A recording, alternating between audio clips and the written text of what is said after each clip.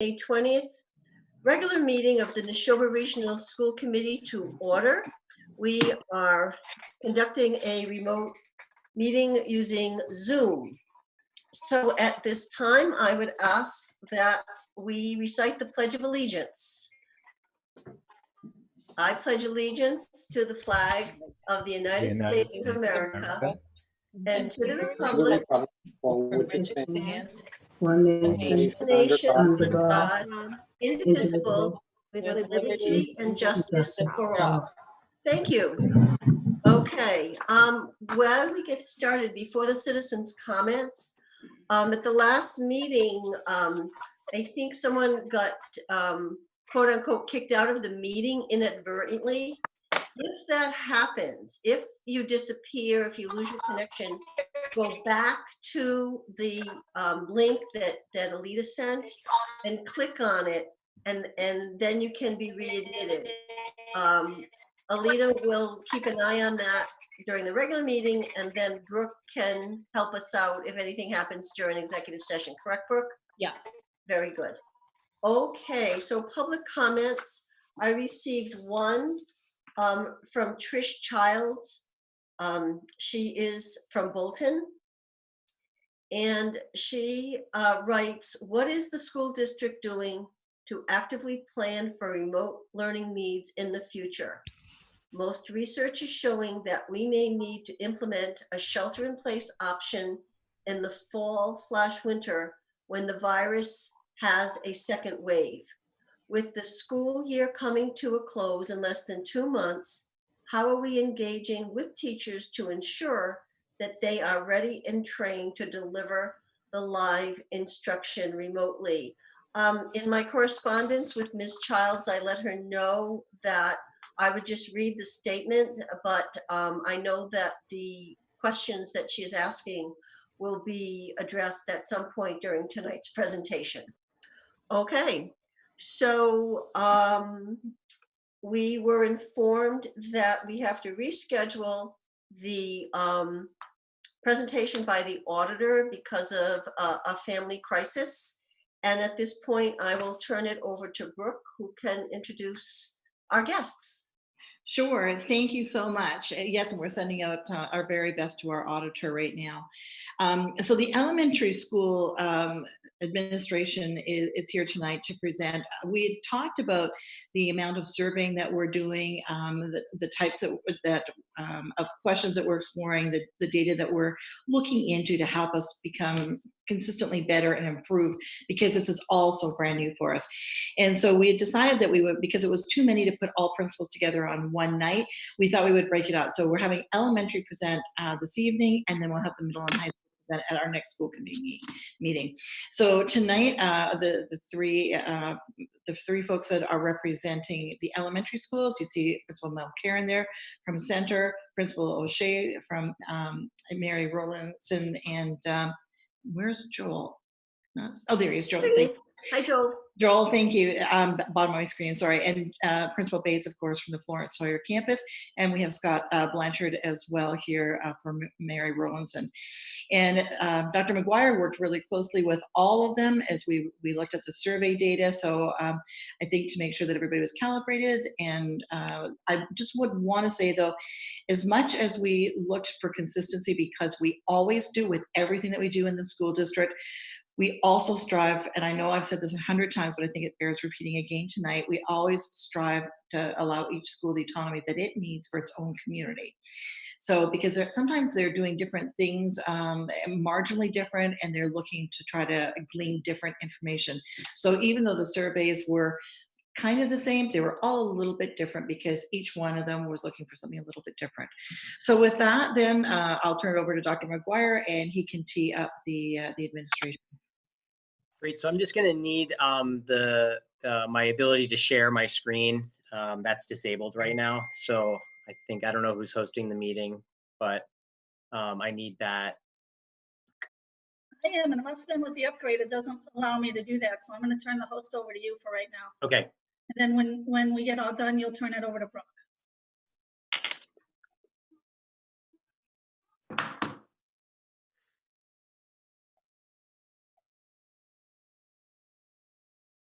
You're all set.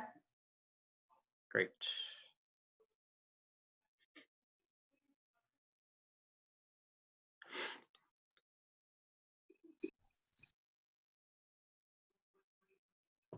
Can everyone see that? Yep. Yes. Okay, great.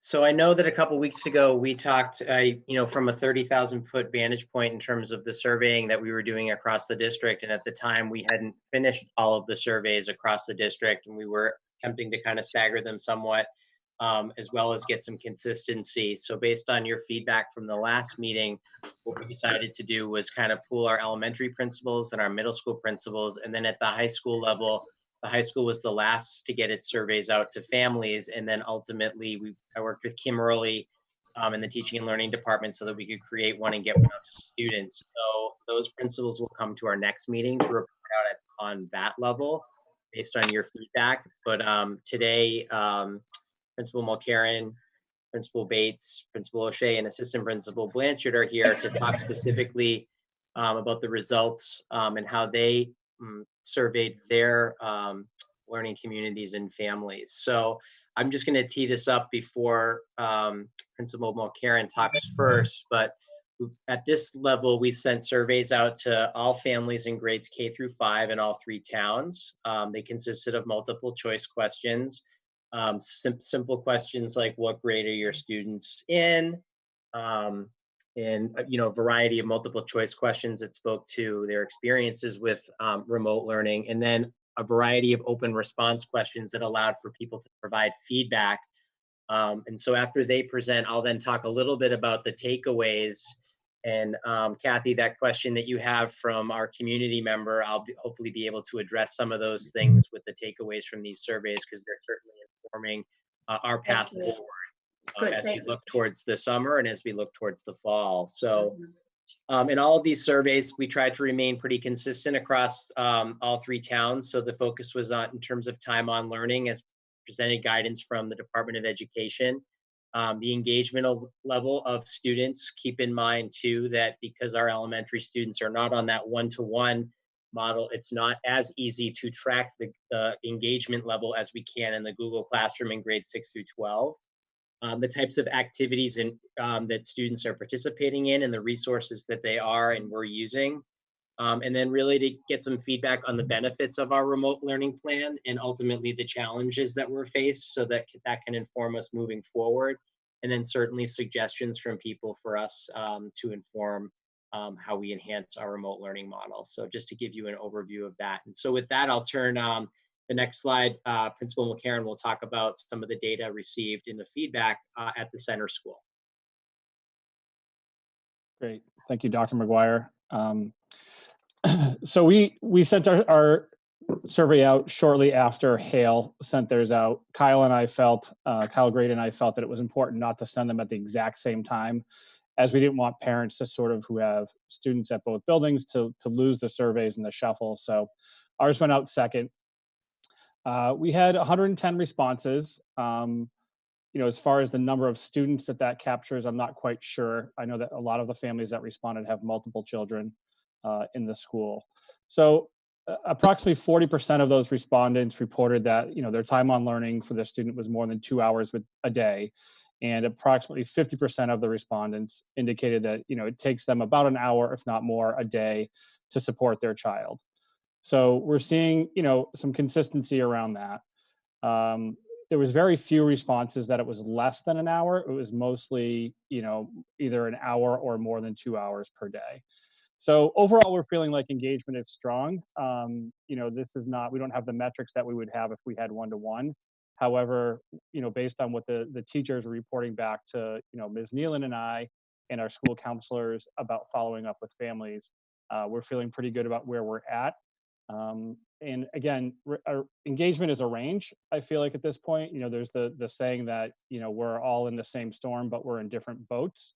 So when we meet a student's need in the school day, that looks different student to student, and it's the same when we're working with families. So I think we're taking that into consideration. So, but again, overall, we feel like engagement is strong, as we have very few families that we're still following up with to increase engagement, at least at the administrative level. The teachers are doing an amazing job working with families.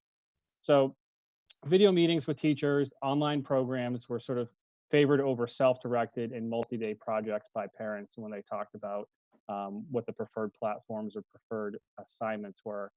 So, obviously, starting with strengths of what's happening, as we always do, and looking at the positive aspects that we're seeing. And these are summarized based on the comments that people responded with.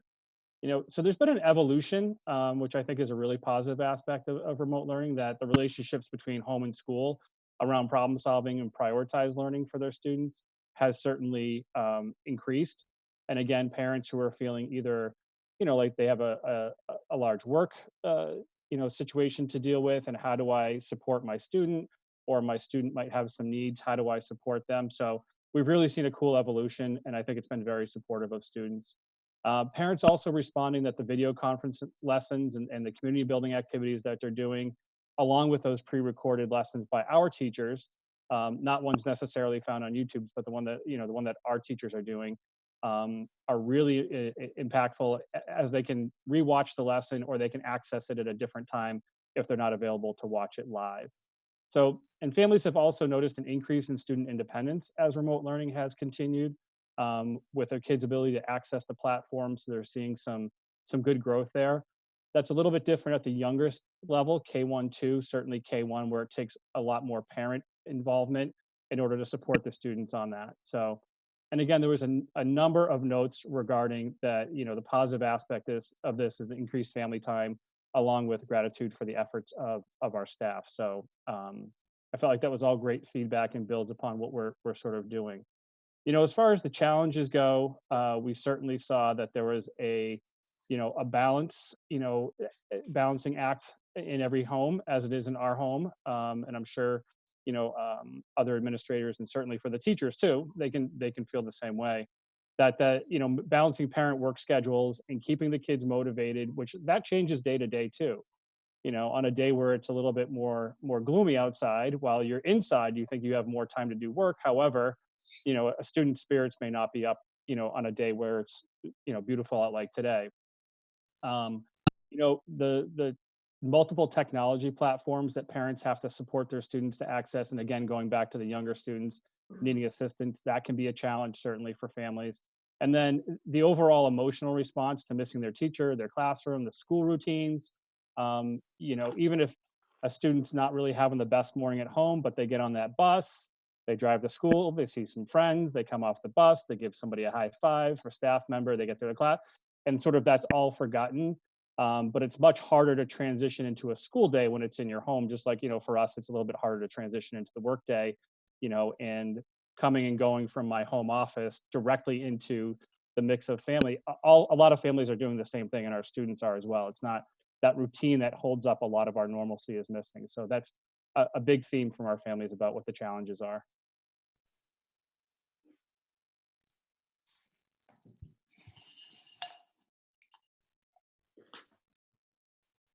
All right, thank you, Ross.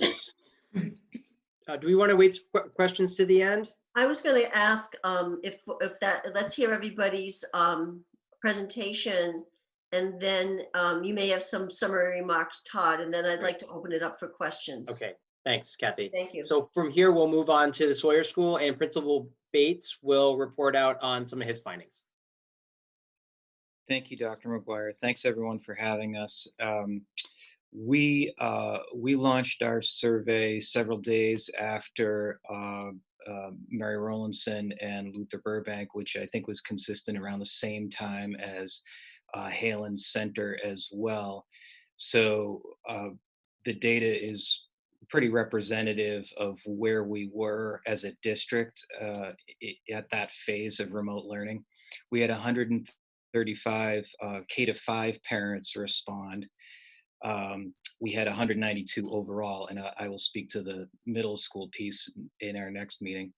But between 13, per grade level, it averaged about 13 to 33 participants. The participation rate was 29.8%. What we found in terms of the time spent on remote learning, that there's a scale. Averaged about 2 to 3 hours on work daily. And as you can well imagine, the level of dependence versus independence scales down. Kindergarten students needing a lot more support and hand holding with parents than the fifth grade students do, where they're mostly independent. Um, from the start of remote learning, we tried to, and across the district, communicate with our families about the challenges that we saw in developing this plan, and to communicate that we were open and continue to be open to feedback. And it's really been crucial in helping us evolve with this and be responsive to our community. And at the time of the survey, some of the challenges that were articulated through the data and anecdotally had to do with keeping up with the assignments from the specialists. That continues to be a challenge with the amount of time that students and families are committing to the assignments in the core content classes, and then trying to keep up with PE challenges and art challenges and music and so forth. I will say, relative to that, both challenge and positive outcome, we're seeing a lot of great feedback from families about sort of engaging in the creative process that are not necessarily part of our assignments. Children and parents cooking together, and working on art pieces, and spending time outside and learning about nature. So I do think that there are some benefits in that as well. Another challenge is that I'm sure you're aware of it, as parents as well, is finding balance between the screen time and the non-screen time activities, and along those lines, balancing the challenges that come with the number of devices versus the number of children, and the bandwidth for families, while you're trying to do your own work remotely as well. um, with regard to where we are in terms of the positives that have come out of this, additionally, the data suggests that the overall communication with our families has been strong and well received. um, we've seen so many innovative approaches to teaching and learning, and I would be remiss if I didn't compliment our teachers for the investment that they've made in rethinking so much of how they've approached their jobs.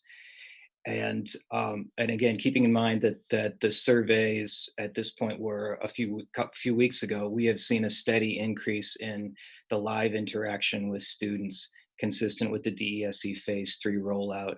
And I'm grateful for the Dr. McGuire and Teaching and Learning, and Superintendent Clenchey's support of those tools and making them available to our teachers to build in more opportunities for some of that live interaction as well.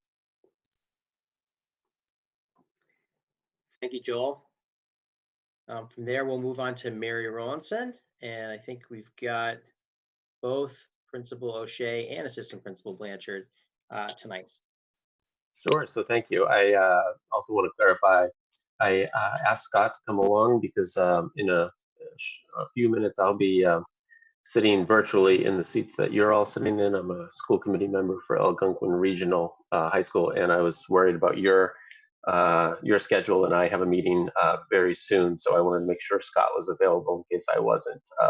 So I just want to clarify why he was here. But so at the time, speaking of Algonquin, I kind of modeled our survey on the Northborough regional one. As a parent, I received one from them, and there were a lot of great questions that I received. At the time we sent it out, I had just met with our school council, and they were ever so grateful about what the teachers were doing, but they said parents were also very nervous to contact teachers to say give some feedback, because they knew how hard teachers weren't working, and they didn't want to upset them or kind of throw something into the apple cart here. So we designed the survey to really get feedback, to get some assumptions that we had and figure out how we could best serve the students and families and let them give a safe avenue to give feedback. I've never gotten a survey with this many responses in my almost 12 years here. We had 86 responses. We asked for one per child. That way we got feedback for each grade level. A typical survey, I get about 100, 110 back. So 59% of the students were represented in the survey, which was just phenomenal. The more information we have, the better we could, get feedback to the teachers and improve our work. So a couple data points that you guys were just talking about. We have 64% of our students working 90 minutes or more. When you drop that down to 60 minutes or more, it's 85% of our students. So we do recognize we have some students and families that are struggling to engage in the work or find the time to do the work. And since that time, we've been working to find ways to help them engage more. 38% of the students, as I said, were spending over 60 minutes and 14% over 2 hours a day. So that's a lot of work. Parents were also indicating how much time they're spending essentially supporting their children, and they are spending a significant amount. So Scott, do you want to talk about the challenges? Yeah, so the results based on our survey look very similar to the other schools. And the challenges that we discovered for MRE families fell into three main categories: competing demands, motivation, and executive functioning, and technology.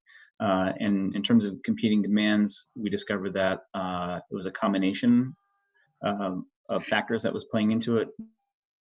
It might be a family where you have both parents working from home and there's a lack of devices for the students to access to be able to get their schoolwork done. Or it might be multiple children in the same household, all trying to get their schoolwork done. So it was a variety of factors, but that was the largest challenge that we saw. Another challenge was the parents motivating their students to, initiate the tasks that were provided, finish completing the tasks that were provided, and just sort of motivating them through the process of remote learning at home.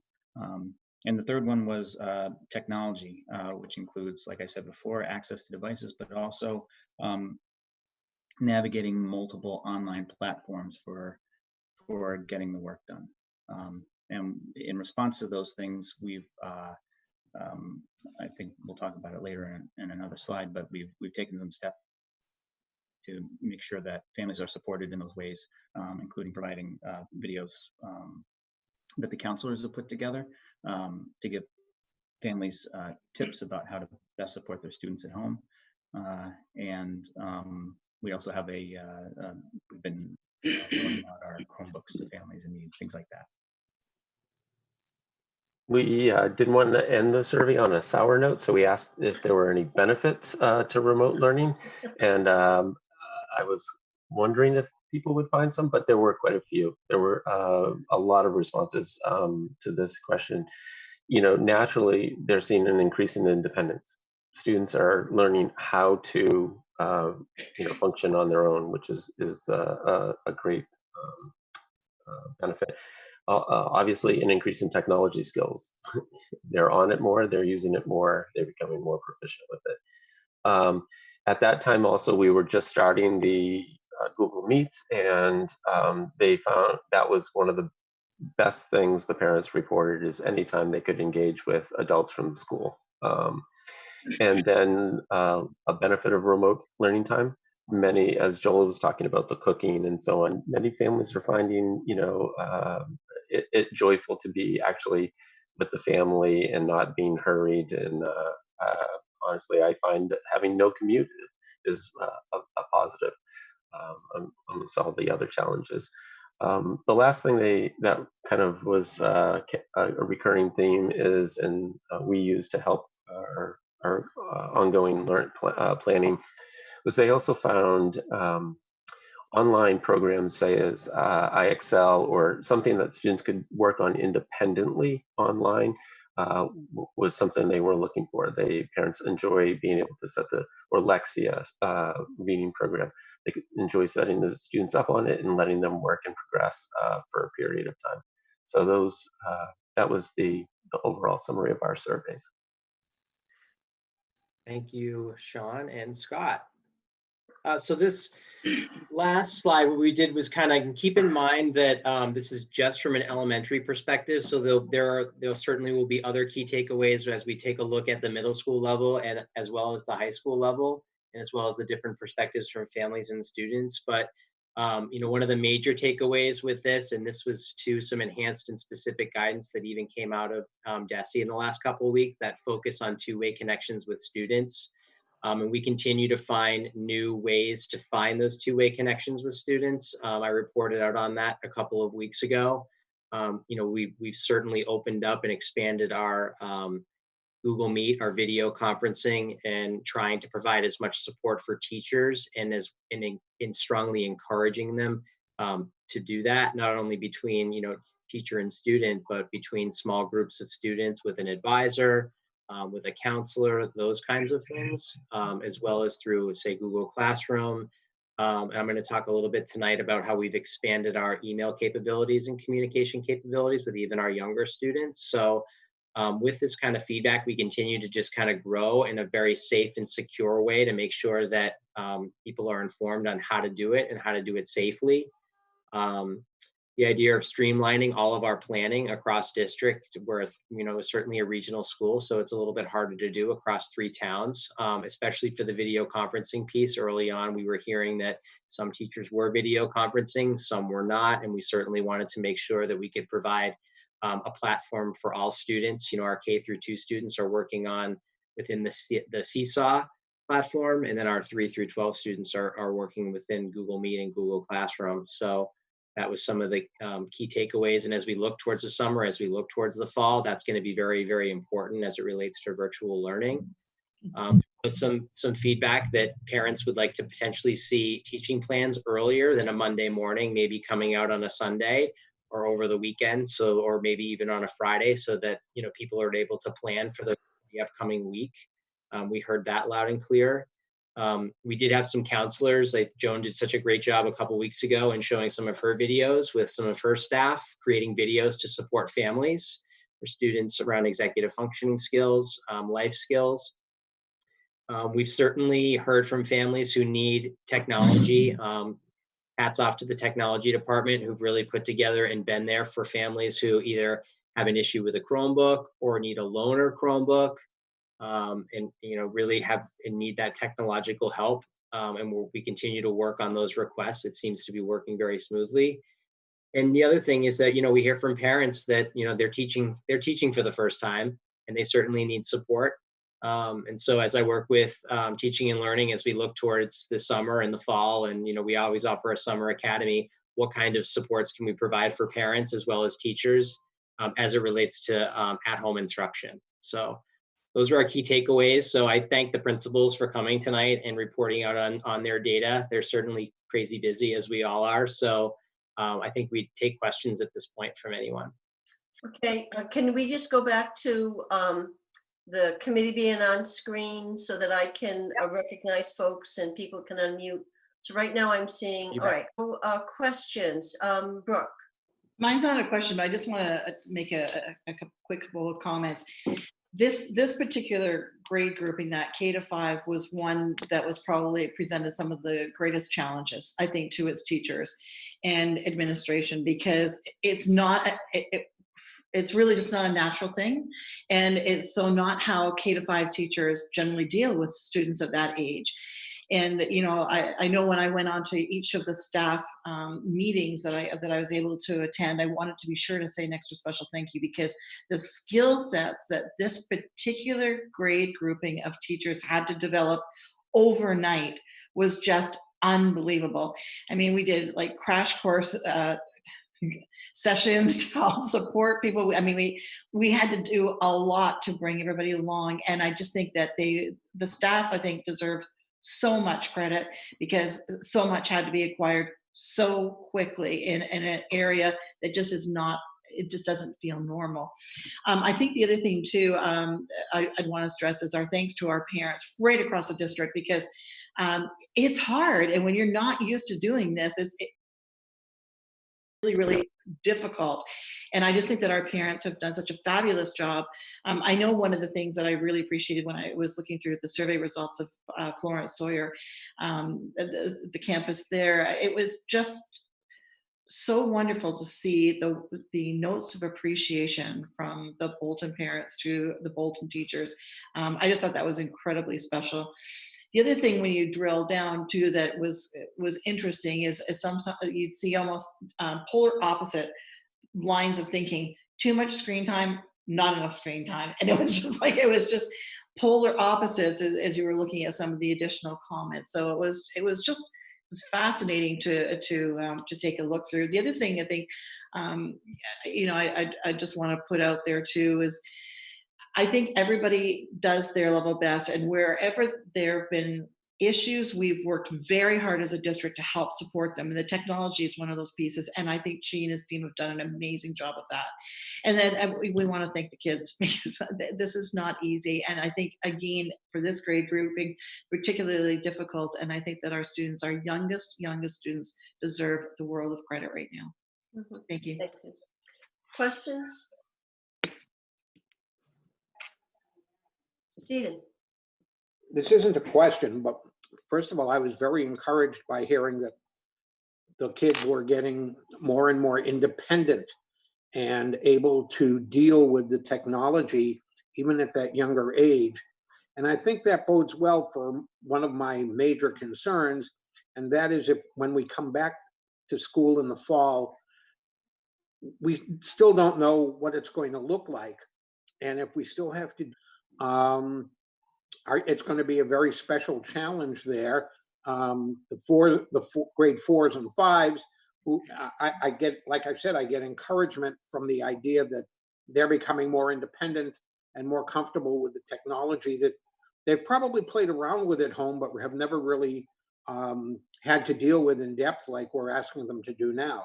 So that, once again, the question that we had in citizens' comments, or the question is, what about next year? And obviously we don't have any answers for next year, whether it's going to be the way it is now, whether it's going to be different, whether it's going to be something in between what we have now and what we had before March 13th.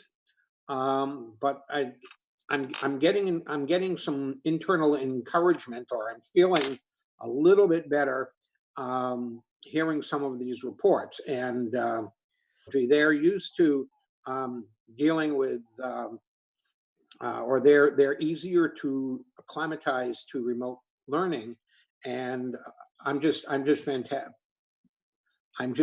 fantastically impressed with our teachers, particularly the ones who this is totally new to, and how well they've adapted to it. And I'm just very happy. I would like to make that comment. Thank you, Steve. Other questions? Elaine, and then Mary.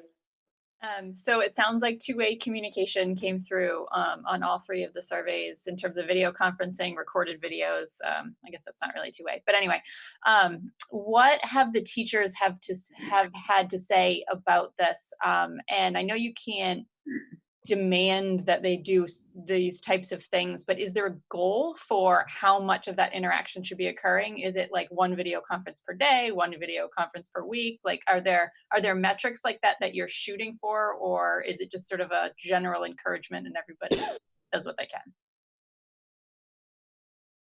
I think, Ross, you wanted to respond to that? I'm sorry, I was watching the school committee, not the principals. Joel, you want to say something? And then Ross. Okay. So I imagine our responses are probably pretty similar, but teachers have set times. They're also available for interaction that might come outside of those times. Where we've seen the live conferencing be a huge boost for students is in the social emotional capacity, and just being able to connect. And while it's important to connect with their teachers, they love connecting with each other as well. And you know, I think the ramp up to it is a combination of making sure that we had the right technology and that it would work okay, and that we were providing our families with a tool that we would be able to onboard them quickly, so that there wouldn't be barriers to being able to have it work successfully. But what we're seeing now, Seesaw tends to be more pushing the lessons out, but some of our K-2 teachers are using the Google Meet as well for meetups, and that's it's been a really positive aspect, evolution piece of the remote learning. Thank you. Ross, did you want to add something? Yeah, I can add what messaging we've done at Center. To Elaine's question about handling aspects of it. Is there a quantity? Is there a goal? Things like that. So I would say that the way that we've approached it, with Ms. Neal and I, is that we're learning with them as we go, and hearing that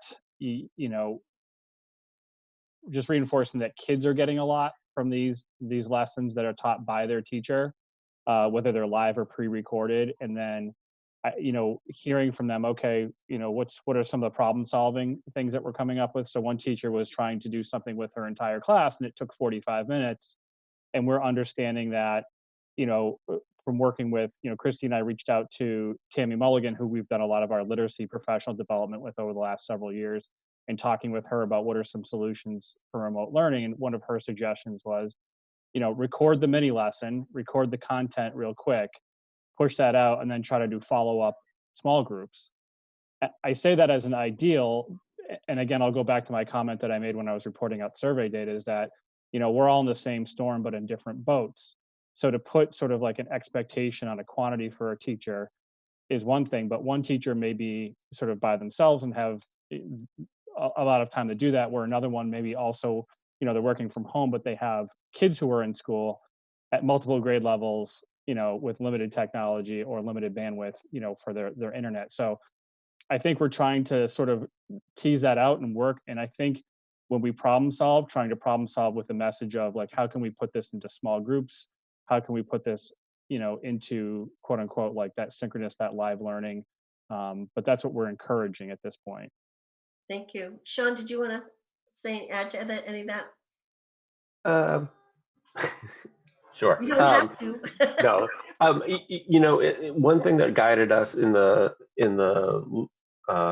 survey was that parents like the parent-teacher videos, where they just straight on, give a focus lesson like Ross was, because they can play that at any time.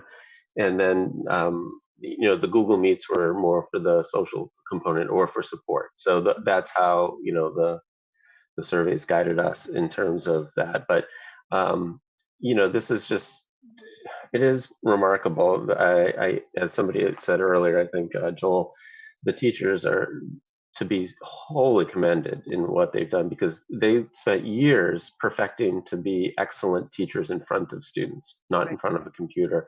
And they did that, and they're still learning that, but and they're adapting and they're reflective. That's part of the Neshoba culture, is to reflect and think and change and not be one size fits all. So just what the teachers have done has been remarkable, and it continues to evolve. So as to that question about the fall, they're continuing to evolve and continuing to look for opportunities to learn and adapt their learning to make it the best it can be. Thank you. Mary, you had a question before? Unmute, Mary. Can't hear you. Unmute? No?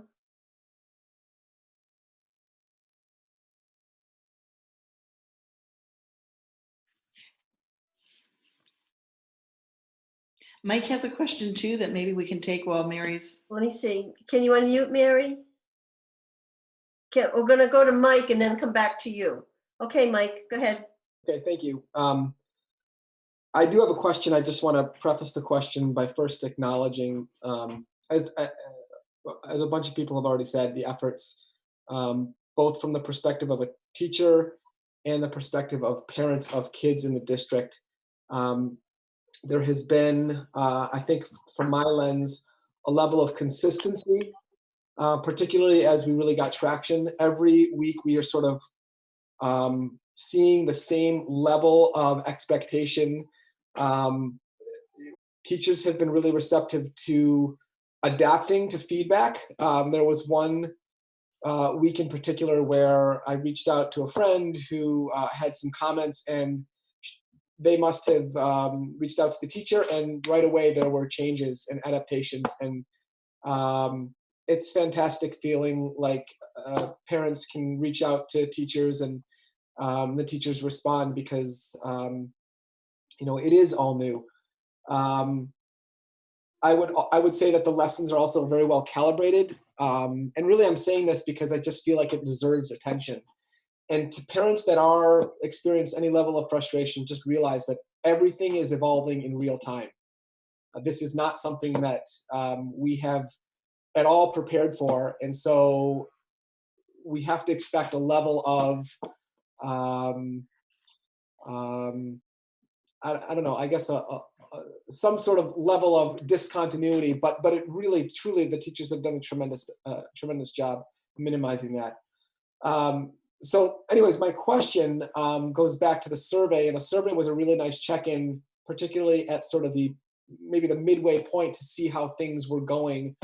I wonder if there are plans to have an end of the year survey so that the district can move forward with some of the takeaways from the previous year, so that in the event that we do have either a delayed start or we have some sort of resurgence, that we're able to do this in an even better and more consistent, more fluid way. I'll start with that, and then I'll turn it over to Todd and Sean. I think that we're looking ahead with that as being a real possibility. And so I think that we would want to do a quick check-in at the year's end as well, so that we are well prepared. And I think you hit it right on the head because the example that you gave, we're seeing that right across the district. We are consistently, and it goes exactly to what Sean had said about the culture, we are consistently trying to improve our practices. And I appreciate your comment too about this all being in real time, because you're absolutely right. But in real time, we're also able to make changes or tweaks to what we're doing and that kind of thing. So I think it would be a lost opportunity if we did not do something at year end.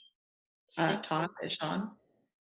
And Todd or principals, you want to add anything else? Yeah, I think too, we've, particularly in teaching and learning, we're discussing how a year-end survey will certainly help us as we make plans for the summer as well, and probably surveying teachers as well will be crucial to providing them what they need over the summer, as well as even at the start of the school year, because we certainly will continue with our professional development that may be in virtual mode, but we certainly want to support them as best we can. And so I appreciate the question as well as the feedback. I just wanted to make one more point that, some of these things, Mike, you mentioned about getting traction and all that. With everything that we do, we want to make sure that, we can't ask somebody to do anything without teaching them how to do it. And so sometimes these things take a little bit of time. And certainly I'm a parent of 2 adolescents, so I sense sometimes the frustration, like, why isn't this coming out sooner? But as an example, we're going to push out the opening of email for our 3 to 5 students, because it's another way they can communicate with their teachers as well as with their parents' help, but we know they don't know how to do that. So just as an example, I just want to, I'll share this screen, but we can you all see that? Yes. So what we did in teaching and learning, and with some help, we created, we're going to push this out to families and kids and teachers, so that we've created a variety of introductory videos for students on how to log on to their email and what that looks like. A variety of videos. It's kind of a how-to for kids, a kind of how-to for teachers, and a how-to for parents. So we can't just open up the email and say, go ahead and use it. And we certainly can't bring students in and train them on their devices. But what we can do is provide these types of documents and send them out ahead of time from our principals and teaching and learning to families, so that they've got some sort of a guide. So this is something that we'll send out to them, and then we'll put it on our remote learning site. But I just wanted to point out that we've been doing that with everything, even if it's video conferencing. We'll send out a how-to. We offered professional development for teachers on the video conferencing, and anything that they're asking for, we're trying to provide these kinds of supports, even though we can't come directly help them one-on-one, person to person. These are the types of things that we are putting out there so that at least they've got some guidance on how to use it. And I think the other thing I would say too is we continue, when we talk about the culture within, we continue to be very thoughtful as we're rolling things out. This is a perfect example. I mean, this conversation about Gmail for grades 3 to 5 has been in the pipeline for a couple of weeks now, but we feel really good. We feel that we're ready to do this and very comfortable with moving it forward. Thank you. Okay, there we go. Ross, Sean, or Joel, did you want to add anything? Just that we're really appreciative of this ongoing partnership that we have with the superintendent, the assistant superintendent, the Department of Teaching and Learning. I think that we meet pretty often as teams under remote learning. To Sean's point, not having the commute, not having to leave the day-to-day responsibilities, we meet all the time, several times a week, either with the principals or with the superintendent or with all of the directors. And I think it's served us really, really well in being able to be responsive to this feedback that we're seeking and getting, and to be able to help us evolve to serve our communities to the best of our ability. Thank you. Sean? I was going to say this before, and then Brooke and Todd spoke, so I'll kind of go out on a limb. Of course, I will do whatever the district we all decide together. But in terms of the end of the year surveys, I had been wrestling with that and thinking about it. But and then I in my mind this week, I was thinking I probably wouldn't do that for a couple of reasons, and I'll just throw it out there for thought, and it can be decided later. Obviously, one of the things that came through in the survey was two-way communication and also a lot of communication. The parents are feeling like they're getting a lot, and so I was worried about overburdening parents with another survey and another digital aspect of that. The other thought is I think there's a lot we can reflect on based on those surveys, and then what we've done to enhance anything going forward. We not using a lot of different online tools, streamlining it, making sure passwords are streamlined, really tightening up the curriculum, a lot of things we spoke to. So I think taking all of this in collectively as a teaching and learning or administrative team and talking to some teachers, I was thinking we could really make a good plan going forward about how do we do and what do we need to do next. But of course, if we come up with a survey, it would be great to get that feedback. But I just hesitate about overwhelming people at this time of year with more. Thank you. Ross? Similar to what Sean said, the concern about overwhelming and maybe not getting as much feedback as we'd want as parents finish up the school year and look to summer. I think if we looked at a survey at the end of the year, I know that I would be curious about how that would inform what our possible situations are that have been brought up, and I think the citizens' comments addressed it. We could be either open in a hybrid situation, or we could be under a closure again, and sort of what do we need out of the survey to address either the hybrid or a full closure again, and getting some just reflective feedback from families would be really important.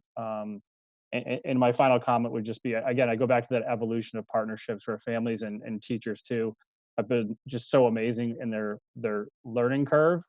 And I think moving some of the communication to students through Gmail will be important for some of that overwhelm that I think some families are having. And looking specifically at that, I think maybe I'd like to hear some specifics from just K-2 families about that, what that would look like for them, because I think they have a unique perspective and a unique situation that they're in with their students at home. Thank you. Mary, are you ready? Oh my goodness. Mary, can you unmute? Are you muted? No? Alita, is there any way to troubleshoot for Mary? You're muted too. I know I was. She's not muted. It's something with her computer. Oh, okay. Mary, if I'm going to call on Leah, but where'd you go, Mary? Well, evidently, Oh, she's maybe got a she's major going to come computer back in. error. Leah, we'll go to you, and then when Mary pops back in, we will. I was Go, actually Mary. going to tell Mary to jump out and jump back in, so maybe that will help. Good advice. I Okay. have a couple of things really quick. So I would say that to echo what everybody's saying, the teachers are amazing. Their collaboration is at an all-time high. I can't even believe some of the things that they're doing. Just really cool.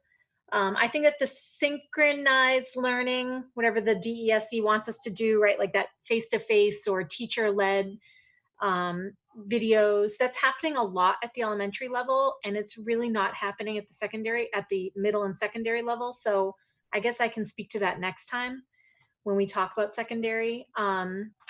I would say that Google Classroom is being underutilized, and that's true in my school too, where we just need more consistency and teachers need more training on how to use and maximize that tool.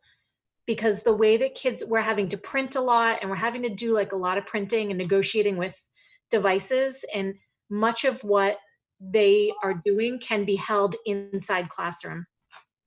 I would say survey as much as you can. This is just one parent talking, but survey as much as you can. I would also say that the high school surveys went out to parents, but they didn't go out to kids. And I would really like to hear what the students think about remote learning. And I would even say that the middle school kids might have some insight as well.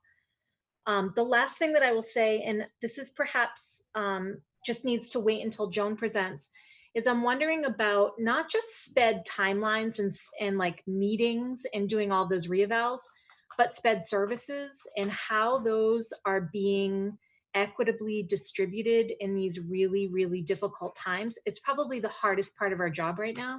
Mhm. So I don't know if that's a question for the principals, if there's some sort of. That's on the list of questions for Joan. So I would defer to her. Okay. Mary. Can you hear me? Yay, yes.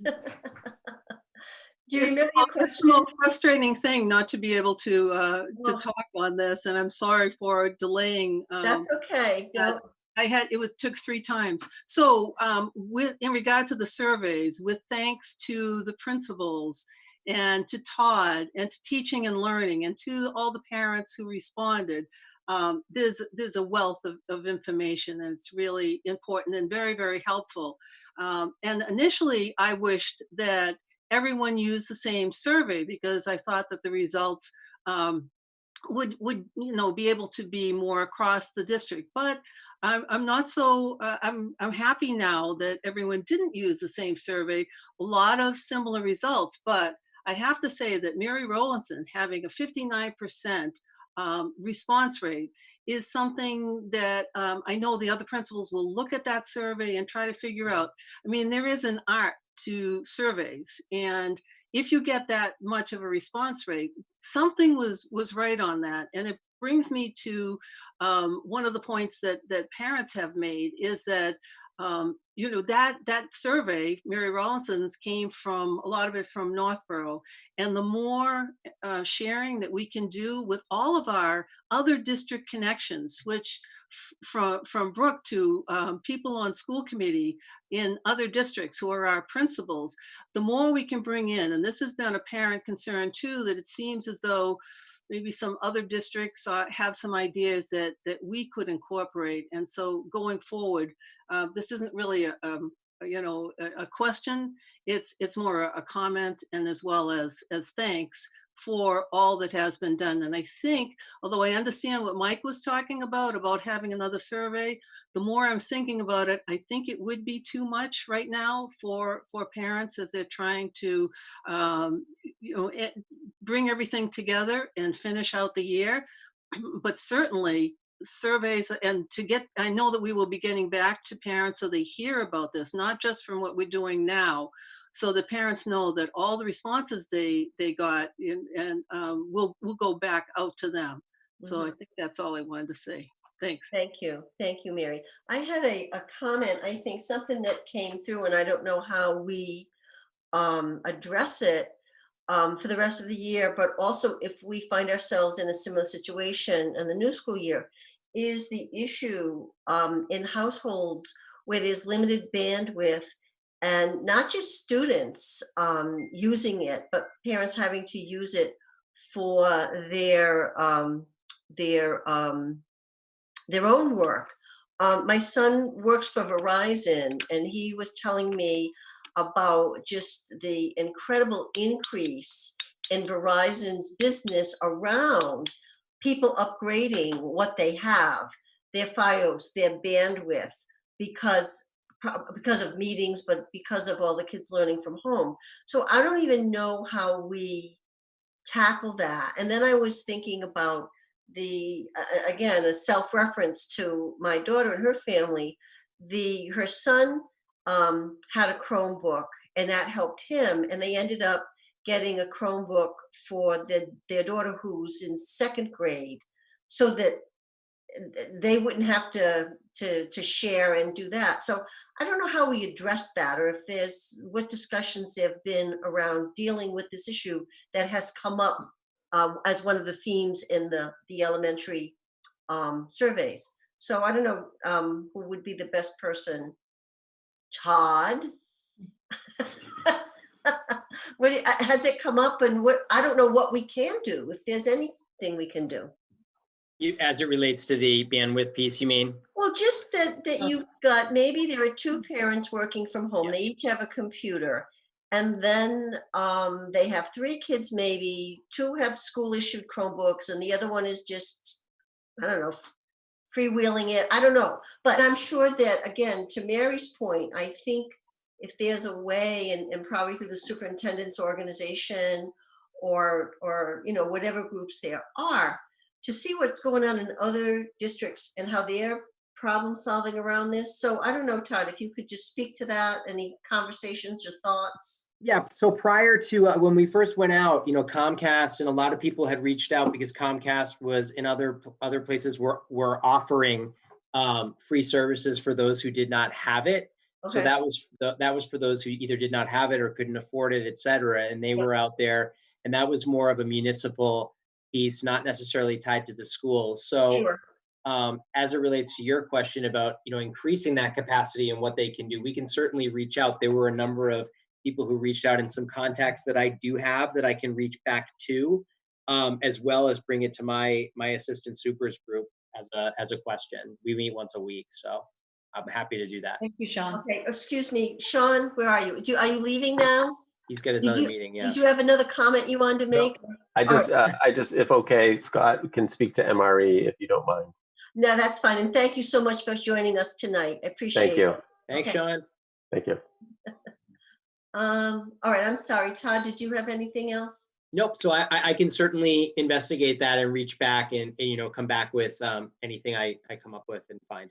But in terms of, talking about surveys, I think if we identify areas that we might, maybe not like 20 questions, if there were 5 questions district-wide about problem solving or needs or something like that, but we don't have to go into it now. Brooke, did you want to add something to Just Todd?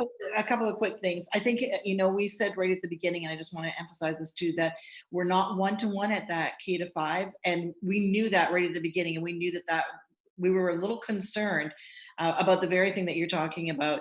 But all in all, I think it worked out really, really well. And we did hear from those parents who were in really bad space that we were able to help and get whatever it was that they needed. Okay. The other thing I would say, so that's kind of at the local level. I would also let you know that the commissioner has reached out to the key telecommunication folks, and so I think that they're looking at something at the state level as well as at our local level. Now, not that anything has come through to us on this, but we know that they are having regular communication. Okay, no, just that seemed to be a theme among the schools. So, okay, anything else on this topic? Leah? I just want to say one thing that just jumped into my mind, and that is, if we're going to go further down the road with remote learning, I think parents are going to become more and more concerned about learning and feedback. And so as a teacher, I'm able to give my kids feedback. I teach reading and writing, so I'm helping my kid, but there are a lot of parents out there who aren't literacy teachers or coaches or even math teachers. So I think feedback is a really important avenue that none of the surveys touched upon because nobody's in that headspace yet. So that's why I say regular surveys, because new things are going to dawn on us. And again, I'll circle back and say Classroom is a really easy way to give very quick and global feedback to lots of kids at once. And so maximizing those tools so that teachers don't totally burn out throughout this. Okay, thank you. Anything else for the principals? Okay, seeing nothing, I want to thank Ross and Scott and Sean and Joel for being here tonight, for your time, for your dedication.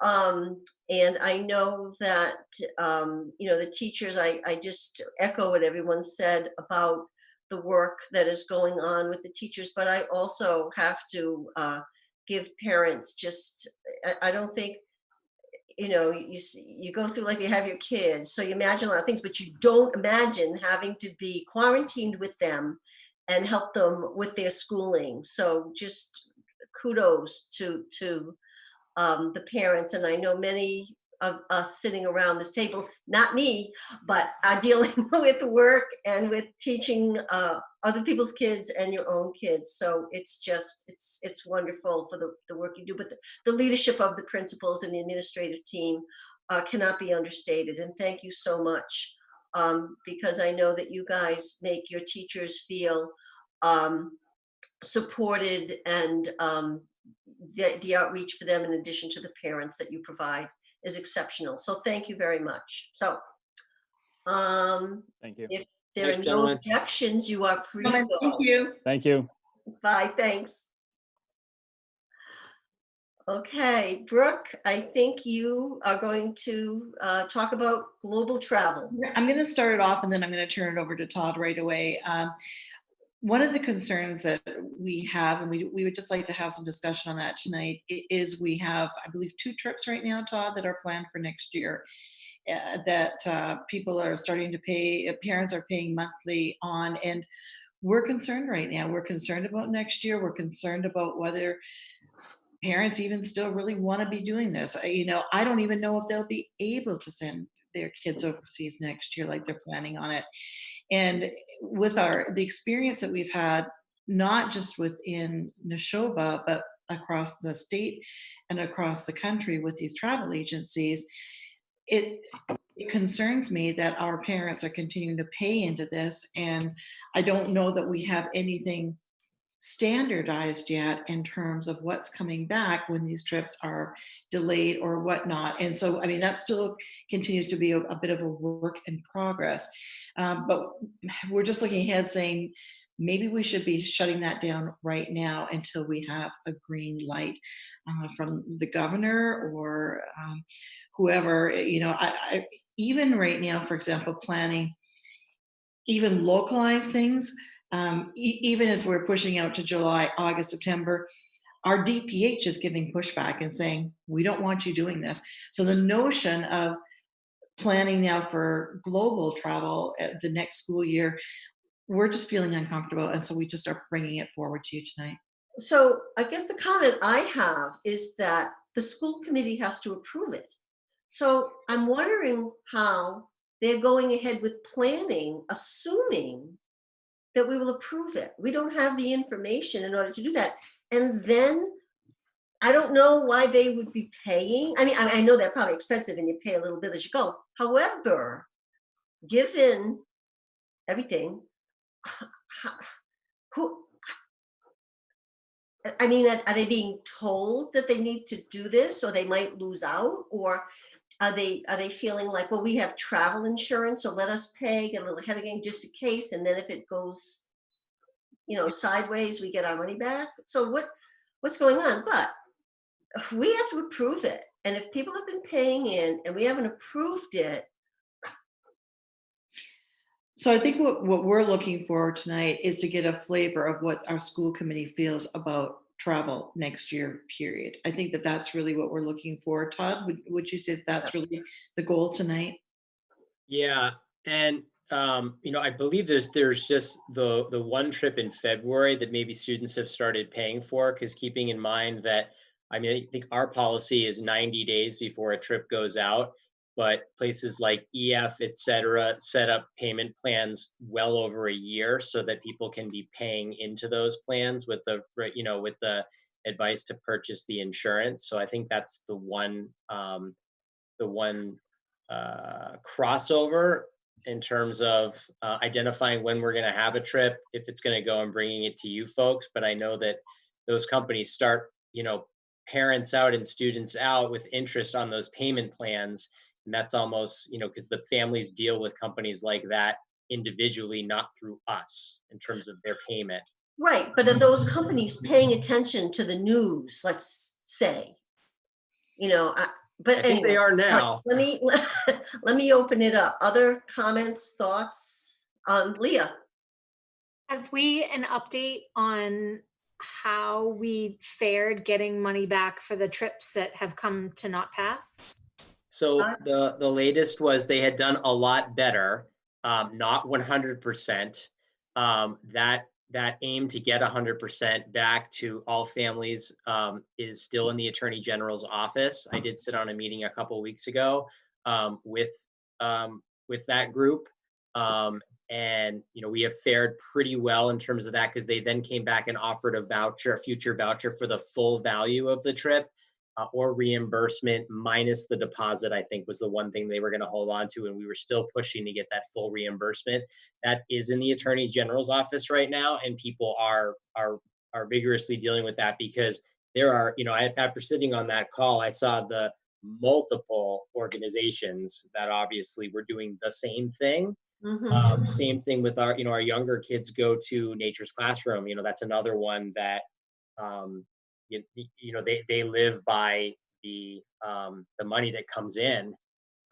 So giving that, they were struggling giving anything back to families. So that was the latest update. And I know that our families were happy that we were on it, and we had done far better. But that trying to get 100% back is still in the Attorney General's office, but we still are fighting it. Okay. Other thoughts about global travel for the upcoming year?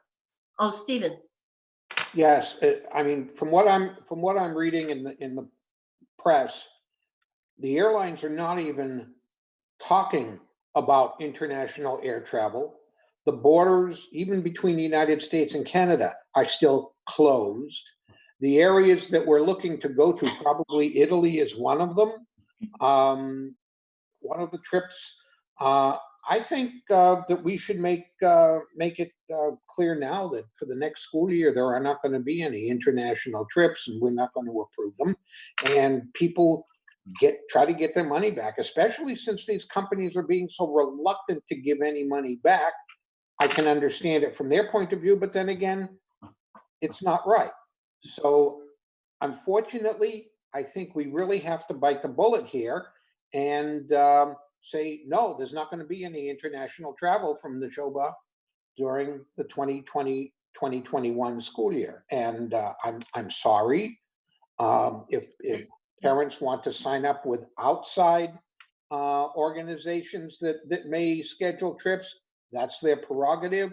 But as far as school-sponsored trips, I would say right now, with what we know, once again, we don't know what we don't know, but with what we do know, there's not going to be a whole lot of international travel during the next school year. And I think we should let parents know that we feel this way now.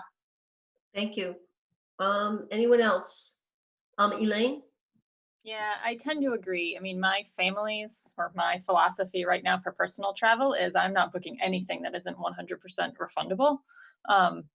So it would be disingenuous to say that I would be fine with other families doing that. If I don't see a change coming for global travel in the next school year either, like Steve said. But if for some reason things did open up and it was okay, then I would be much more comfortable sort of scrambling and trying to help people put something together once we know it's safe, than say planning and assuming it's going to be safe and then having to either cancel and deal with people not getting their money back, or breaking the people's hearts over something that they planned for and thought was going to happen. Yeah, and I wonder about these companies holding this out or making this available at this point in time. And maybe, Todd, if you could speak with whomever the faculty member is who is coordinating this, and get us some information about why it's proceeding, reminding them that the school committee has to approve it, and that people are, unless people have travel insurance, and if the school committee doesn't approve it, is that a reason to get your money back? So maybe if you could, yeah, go ahead. So I've reached out to EF like with this process a number of times. It kind of elevated up to me from the high school, and I certainly reached out and expressed my concerns. And then, it's certainly in a superintendent's group with all of us who've signed petitions and this and that. And so with this particular trip that's already, kind of off the ground, I brought this up to, Brooke about a month ago, and Steve to say, you know what, I don't want to be in the same position we were in with the Italy trip this year. So I would rather get out ahead of this. So, I'm happy to call EF and say, look, based on what we know, can we I'd like to at least put a freeze on something at some point. So at least our families aren't paying into something that they potentially aren't going to get back. Again. That's right. And so it's sort of mind-boggling to me that after we went through last year, that this would even be, I agree, a thing that people would do. And when did it start? If it started in March, I don't know. I'm with Elaine. We're not traveling anywhere till there's a vaccine. Right. That's right. extremely. Yeah, and ultimately that's why I brought it up. I brought it to my group I think a couple weeks ago, and they kind of laughed at me like, "Oh my God, we haven't even thought about that." And I said, "Well, we don't want to be in the same position we were again, where families have paid $3,500 to go to Italy. Like right now, it's at the infancy of the payment, so I'd rather get ahead of it." In the bud. Yeah, but I think it's important that and I don't know, let me just go through the group. If everybody could unmute, let me just do a check-in. Leah, where do you stand? Do we pull the plug or? Yeah, I think that especially in February being winter, I don't imagine anything's going to be going well in February. So I think Steve said it very articulately that international travel trips for next school year are perhaps off the agenda. Mm-hmm. Thank you. Brett? Brett, can you hear me?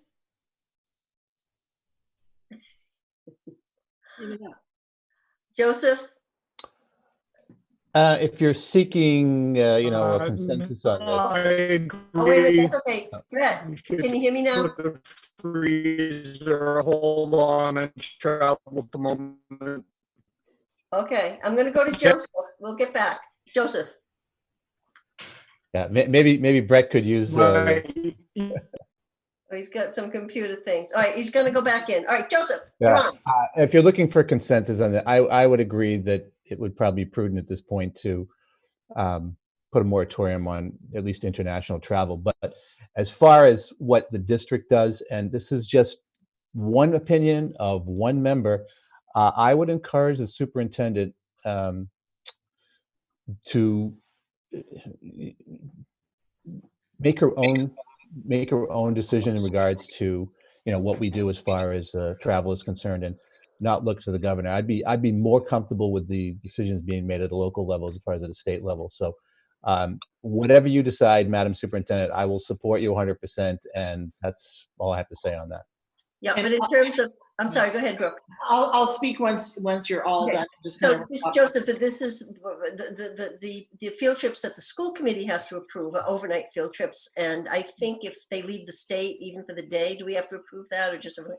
Yeah, but yeah, I would agree that just as she was sort of went rogue and stopped school before it was official from the state, I trust that her to make that decision. No, I'm sorry, Madam Chairman, but I applaud the superintendent's decision. Yes, me too. Yeah, Going rogue for me is sort of like a compliment. No, I couldn't support the superintendent more in that. And like I say, I would ask the superintendent, search her own heart as far as opposed to looking at what Governor Baker might be doing. So I would say just whatever you think is in the best interest, I'll support that.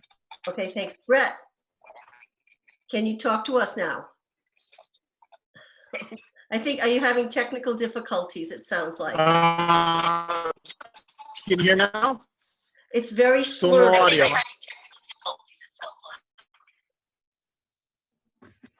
Yeah.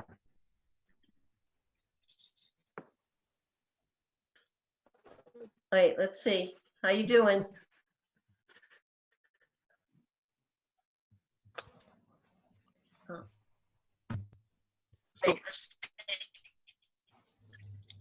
Still nothing from me? That's a little bit, yeah, that's a No? little bit better. Brett, maybe what you might want to consider doing is writing something in the chat. Yeah, I was just going to say that. Let us read it. See if that helps. That's a way to communicate with us. Okay. Mary. Can you hear me? Yes. Yes. All right. I'm not in favor of international travel at all for next year. This is something that the school committee approves, and it might even be that a national, within the United States, might not. Don't have the chat anymore. That might not be possible. So I agree with what Steve was saying, and yeah. Can I just make one comment? Yes, go ahead. The idea of giving vouchers if trips are, this is what the airlines have been trying to do, and they're getting killed for trying to do that rather than refunding. And so even if vouchers are offered, okay, so a kid in the senior high school gets a trip to Italy, it's canceled, he gets a voucher to do it next year. Well, next year, who knows where he is and what his schedule is going to be like. True. So once again, this is just from my point of view, the voucher rather than the refund is a big scam. I'm calling Brett. Hi, Brett. Okay, I'm going to put you on speaker, okay? All right. For now, hold on. Yes. Okay, so you just to hold on travel. Okay, stay tuned. If we'll call, I can keep you on speaker. Is that okay? All right, good. All right, so Mike, do you remember what the question was? I think so. I actually don't know. I don't know that it. I don't know that it matters whether we put a moratorium or not, because it is decided at the school committee level whether it's going to be appropriate or not. Yeah. So, on the one hand, I feel like it might be a little bit too early to make these sweeping decisions. But on the other hand, if we put the writing on the wall, it won't get approved. I think the only reason we would want to put a moratorium on it is to protect the financial interests of the parents and the kids. Yeah. Okay, so Todd, I think we've heard from everybody. So even though we have not taken a formal vote, I think you can get a sense of where we're coming from if you'd like to share that with the advisor. And it does concern me that in light of events that this moved forward with, and people are giving money, but that's whatever, so.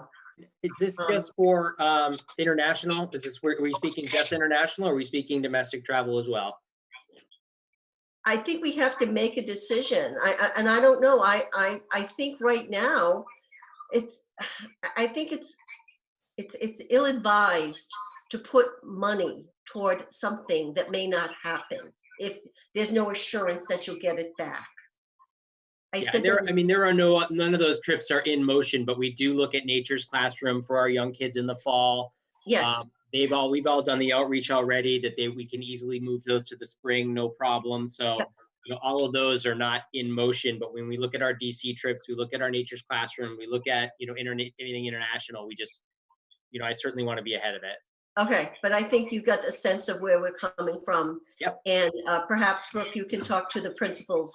Yeah, and I think just to wrap up exactly what Joe was saying, I guess whenever I look at our district, I look at as if, what would I want for my own children? And right now, I would not want my own children traveling. I don't even want my own children traveling right now. And he's like 34 years old, and I don't want him to do any traveling. Sure. So I'm very, very uncomfortable with the notion of sending any of our children out globally next year. I just, in my heart, I don't support it. And I tend to agree. I think Mikey said it nicely. Like we want to protect our parents' money too, who are That's right. into this right now. So and especially having had the experience that we're just going through right now with EF. And it's not just EF, it's all of them. They're all doing the same thing. So I'm not blaming this on EF at all. All the travel organizations are doing that. So if we know, it's kind of like once burned, twice shy. Okay, well, we've just been burned. So, moving forward, that's why we're coming to you now saying, this is what our thinking is. Okay. Thank you. Thank you so much. I appreciate that. All right, so we're moving right along to our SPED follow-up. I'd like to welcome Joan and thank her for joining us again. We had a number of questions after the last meeting relative to SPED, and I was able to put your questions, in addition to some questions we received from parents, together and give them to Joan. There was a lot of similarities in the questions. So Joan, I'm just gonna turn it over to you, and then at the end of Joan's presentation, we can ask our own questions. Okay, so I guess I'll just go through the questions. Is that okay, one by I beg one? your pardon? Would it be best just to go through I each think of the so, questions? so that we can Okay. see, and then if folks have other Okay. questions as we move through. All right. All right, great. So one of the questions is, although it's invariably a work in progress, could you speak to any plans, tentative or otherwise, regarding extended school year and what is being considered for implementation? So this is a great question because the district actually starts planning ESY in December. We're very committed to a quality program in our summer for extended school year. And so Steve and I start that process in December. So at this point, DESE has told us, even as late as this past Friday, to plan for in-person and remote. So that was a little bit encouraging. And I think that's because EEC and some of the summer camps, they're considering, can they open them and do some soft openings with some procedures in place.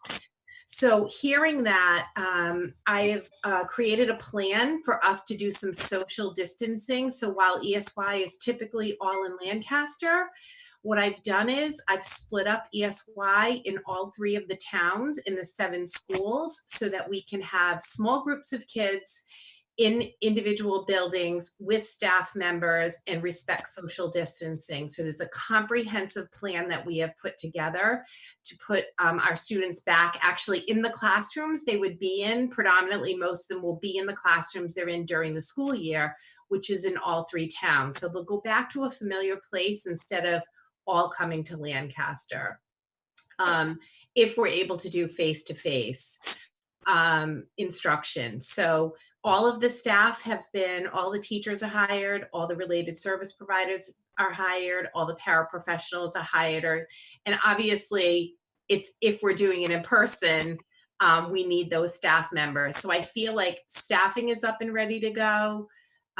Buildings are ready. I've already talked to Rob about the cleaning of each of the areas. So before we open ESY, he already knows what locations, where students are going, and where the cleaning will happen. The one glitch, is always around busing and what will busing look like. So I've spent a lot of time thinking about that as well. And I know we've sent out our ESY letters to all of our program parents. We did that a few weeks ago. We've heard back from everybody. We sent out our Learning Lab letters last week. And those letters are coming in for participation. We look for who's coming so we can plan appropriate schedules, and the related services letters will be going out this week. So there's really a comprehensive plan. If we have a problem with busing, I think that's something we're going to have to really think about thoughtfully, because we typically use our Assabet Valley vans. So I would love to bring the students back. I think that our program kids want to come back and be with us and have some consistency in scheduling. So I was thinking if we have a busing problem, would parents be interested in driving their child to ESY, and could we reimburse them mileage for doing that? Would that be a plan B? So I'm always thinking plan A, plan B, plan C through the process. You know, if we end up going to remote learning, obviously we probably aren't going to need the same amount of staff. So there are some contingency clauses in terms of the hires for this summer. But we've been talking about how can we bring remote learning for those students in the summer live. So we're thinking about doing themes for students, and actually, so we usually do a health and wellness a unit. So I just want to use that as an example. So how can we roll out health and wellness remotely? So we're thinking about maybe doing some yoga, some mindfulness, and having people, usually they're coming in, but maybe they'll do it with us online and live with our students, with a different, you know, group of students. Can we buy materials so that we can make do some meal planning and then actually make a recipe together? So we're going to try to do themes throughout the week that are very connected and thoughtful to engage the kids in remote learning if we have to go that route. So we're thinking about putting, if we go to remote, kind of a ESY support bag together, and we will be driving to homes and dropping those bags off so that they have the materials to actually participate in the activities. So we've had really thoughtful planning around this, and we're feeling very ready to go either way, whether it's in person or remote. I have another meeting with DESE on Friday. They've been meeting with us weekly at 11. ESY keeps coming up and we don't have any answers. So I feel very committed to having the program run. It's very important for our students. So I just keep planning and going forward. There was a question about out-of-district schools and schools that are providing education enrichment, and is that on Neshoba to do, and how does that work? So our students that are out of district, all the tuitions that we pay, it is expected that the out of district school provide a remote learning plan, both to the families and to the districts. But we are monitoring those things. Obviously, we're paying for tuition, so we want to know the services that are being delivered and how they're being delivered to students. So that's something that we are consistently putting ongoing monitoring on. We do have some students that were in residential placements that are now home, so that, you know, lends to another perplexing situation of how are we checking on those students and how are they doing and how programs are supporting families. So we've done a lot of outreach with our families for students that are out of district. There's a question about addressing the inevitable backlog of evaluations once we get back to normal. So I've had 3 plans. One started on May 4th when I thought we were going to go back and do kind of a testing by storm and all support each other. And then when school was closed for the year, what I did was I gathered all the information of kind of what evaluations are in process that have been started, what has not been started by service provider, so speech, OT, PT, academics, and our school psychologists that do the IQ testing. I went through an entire backlog of what we have to do. So if we have soft opening, we have some staff that are working this summer. I would like to contract out and get some of that testing done because I would like to be ahead of the curve before we go back to school. So I'm hoping that with some of the funding that's going to come through from the government, that we can use some of that funding to pay our related service providers, school psychologists, and special ed teachers to come and deal with the backlog of special ed testing. If we aren't able to do that, I have plan C, which is when we come back in September, that's probably the lowest amount of time that we start testing. That's, we don't have a lot of testing. So what I'm going to do is I'm going to deploy all of our related service providers as a group to each town. So for example, we have about 12 evaluations that need to be done in Bolton for a speech and language eval. I'm going to take all our speech and language pathologists and say to them, in this week, you will do these 2 kids and you will test them and write the report so that we're all helping each other. And then, you know, the school psychologist will be in Stowe, the occupational therapist will be in Lancaster, and then I will move them in a 3-week round so we can get all the testing and backlog done, and then we can have those meetings. So I've spent a lot of time thinking about that. We've got to really get ahead of the curve in September because, you know, this work is busy to begin with. So I think that would be the best way to tackle it. But I'm open to ideas. So if you have suggestions, please let me know. And then there were questions about telehealth and our specialists providing telehealth services. So I think I showed you some of the things that our related service providers were doing last week. I think I sent you some samples of physical therapy, occupational therapy. I showed you some videos that they're providing. Telehealth is really a specific service and it's through a medical model. So I want to tell you that it's 10 hours of training. People would need to voluntarily participate in that training. And there were some real challenges for us as a district because our related service providers have licensing agents outside of DESE. So Asher, for example, you know, certifies our speech and language pathologist, and they have a very prescriptive expectation about how telehealth will happen. So there's some real difficulties with staff not really having offices and confidentiality. There are HIPAA and FERPA concerns. We're supposed to be able to evaluate the appropriateness of using teletherapy with students before we actually do it in a remote learning environment.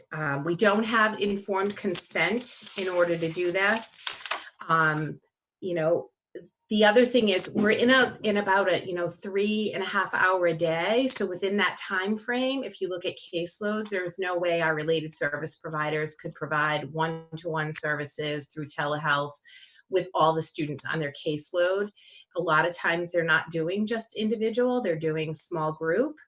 And they have large caseloads. So there are some real concerns about telehealth and our ability to provide a medical model intervention in a school-based model. One of the things, I have been meeting with the CPAC co-chairs pretty consistently.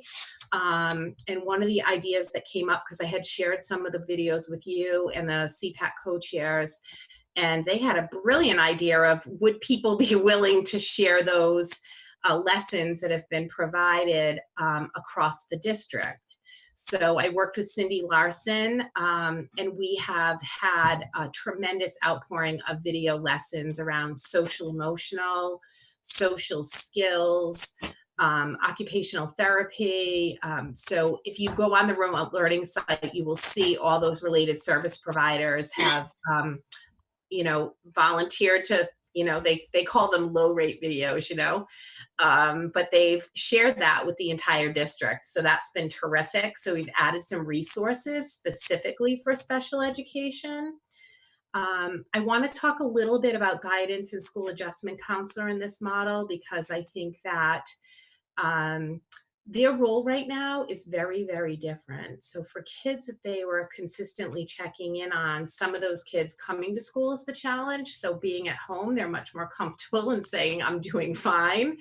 But we have had a significant increase of kids that are experiencing some real challenges being at home. So they are kind of the be all end all of supporting everybody. So students, parents, and families.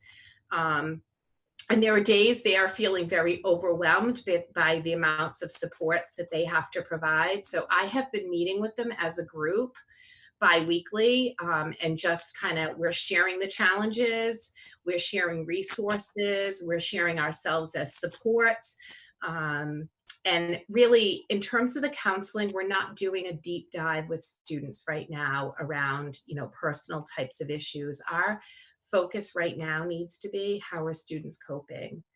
What can we help them to improve their coping? What can we, do to help them practice some mindfulness activities and connection and physical activity? Because in school, we can talk about lots of things, and we have a real opportunity then in an hour to go in and step into a classroom and check in on a kid, or walk into the lunchroom and say, are they sitting with that peer they had difficulty with, or have they re-engaged in the academic? And then we can check in with them even the next morning. And so we've really made a decision that we're not going to be doing a deep dive into emotional things right now, but play a more supportive role. And they have, I'm telling you, they have been outstanding. The level of response, connections, they've gone, and all the related service providers are part of Google Meets. They're meeting up and going into classrooms with teachers and providing social skills lessons. The school adjustment counselors are going on to Google Meets with the younger kids to do some connected activities. So I'm really proud of the effort. I think it's really a challenging role to be a related service provider and to try to figure out how to best implement the service. One of the things we kind of decided early on in the feedback, and I think you heard this earlier, was that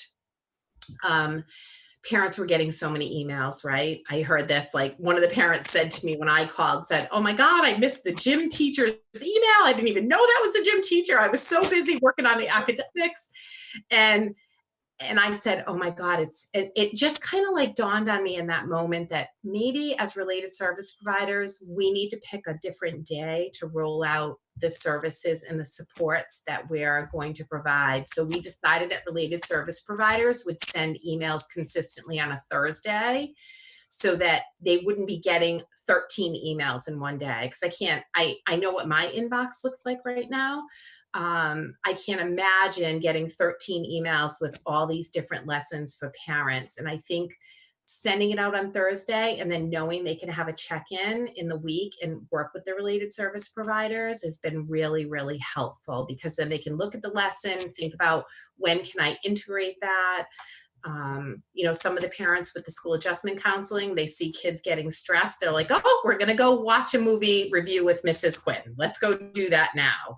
So they're using those activities as a little bit of a break from the academic rigor that's, day to day for parents. So that's a long-winded answer to that. And I'm sure you'll have more questions, but I've really thought a lot about this. The other question that came my way was, how are we managing progress reports for students? So as you likely know, that the final student report card won't include grades, but rather educators are going to highlight the academic accomplishments and engagements for students in areas of growth. So in my department, I have met with the 8 groups across the district, pre-K to 22, and we've talked about data points that we'll be sharing. Have kids come to Google Meets? What has their check-in been like? Have they sent work back? Have we gotten, so for some of our younger students, they are sending videos of themselves or pictures of themselves participating in activities. So we're going to use naturalized data points that we have right at our fingertips. How many check-ins did they ask for? What of their responses? What kind of help have they received? We also added Lexia. So I know you heard the principals talk about that earlier. I went out and met with Lexia to provide. Those are going to give us some really good reading benchmarks and information. IXL Math will give us some really good math data. Our Eureka online math program will give us some data. So we're going to be writing progress reports on natural data that we have at our fingertips, and then the accomplishments and the work that students have done. So I was on a classroom meet this week with my transitions program. They invite me sometimes to come. So they were doing safety in the kitchen. So I got to be part of that lesson this week. And they shared pictures of things they had made, recipes, you know, just kind of safety tips in the kitchen, you know, checking the oven, using oven mitts. What if an oven mitt is wet? Should you, you know, just really thoughtful lessons. And these are students that we never did remote learning, and they are tremendously enjoying the lessons, but able to use the technology. So we've even built their independence, which I think is a really positive skill, because, you know, we're working towards employment for those students, gainful employment, and we're seeing them implement a lot of those skills independently. So that's really a data point for us as well. So I think those are all the questions you sent to me, Kathy. That was probably a lot long-winded. Well, I think they were very thorough and specific, and thank you. I think it's good information to share because, yeah, it's a logical question about the extended year program, and then what we are able to do or not do with regard to these quote unquote telehealth things. So, so thank you. So at this point, I will entertain questions. Does anyone have any questions for Joan? Leah. Thank you so much, Joan. That was really helpful. I have a quick question for you, and being not a special educator myself, when you say telehealth, I think that is that kind of like a capital T thing where teachers who are not trained, or related service providers who aren't trained in that, they can't use telehealth, but is there kind of an alternative that they could use that is just like through Google Meet or something like that? Is that allowed? Well, I think we have to be careful because of the HIPAA and the FERPA. So telehealth is really that medical model to provide those types of related services. And so it complies with HIPAA and with FERPA. And so I think that people have asked me, like, why aren't we doing that one-to-one? And I think that there are challenges that come with that because of the training that's expected, and there's all kinds of concerns that come with it, and people are working at home. So can we maintain people's confidentiality? So we have used Google Meets, but with small group, even to provide like a small group speech lesson, we would obviously need parents to agree to that. And some parents don't want that, you know, disclose that their child's on an IEP. So it's really, we've individualized lessons for students. We've done video lessons. We've kind of gone at it through that venue instead of this. The telehealth model is not a school-based model. And then, Kathy, just to follow up. Yep, go ahead, Leah. So if we put aside kind of the therapeutic services that are being provided and just focus on the academic services that would typically be provided, what are we doing? I know that the methodology today is to push into classrooms as opposed to pulling kids out. So, but there is some pull out. So what are we doing for kids? And the reason why I will preface this by saying that in a recent conversation with several constituents, there was some discontinuity between people who say, oh, well, the special ed teacher is doing a small Google Meet with 3 kids, my kid included, to do specialized instruction. And another parent said, my special educator has not reached out to me. And so there was some disagreement. And I just wanted to perhaps help clarify for parents what the expectation, what they can expect if their child is on an IEP.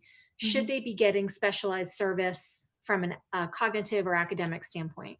So our special educators all have office hours, and they are working in concert. So they're looking at the general ed teachers' lessons, and they're accommodating what's being provided or modifying. So there might be a lesson that's being pushed out, but we are actually adjusting the reading level if the child is not reading at grade level.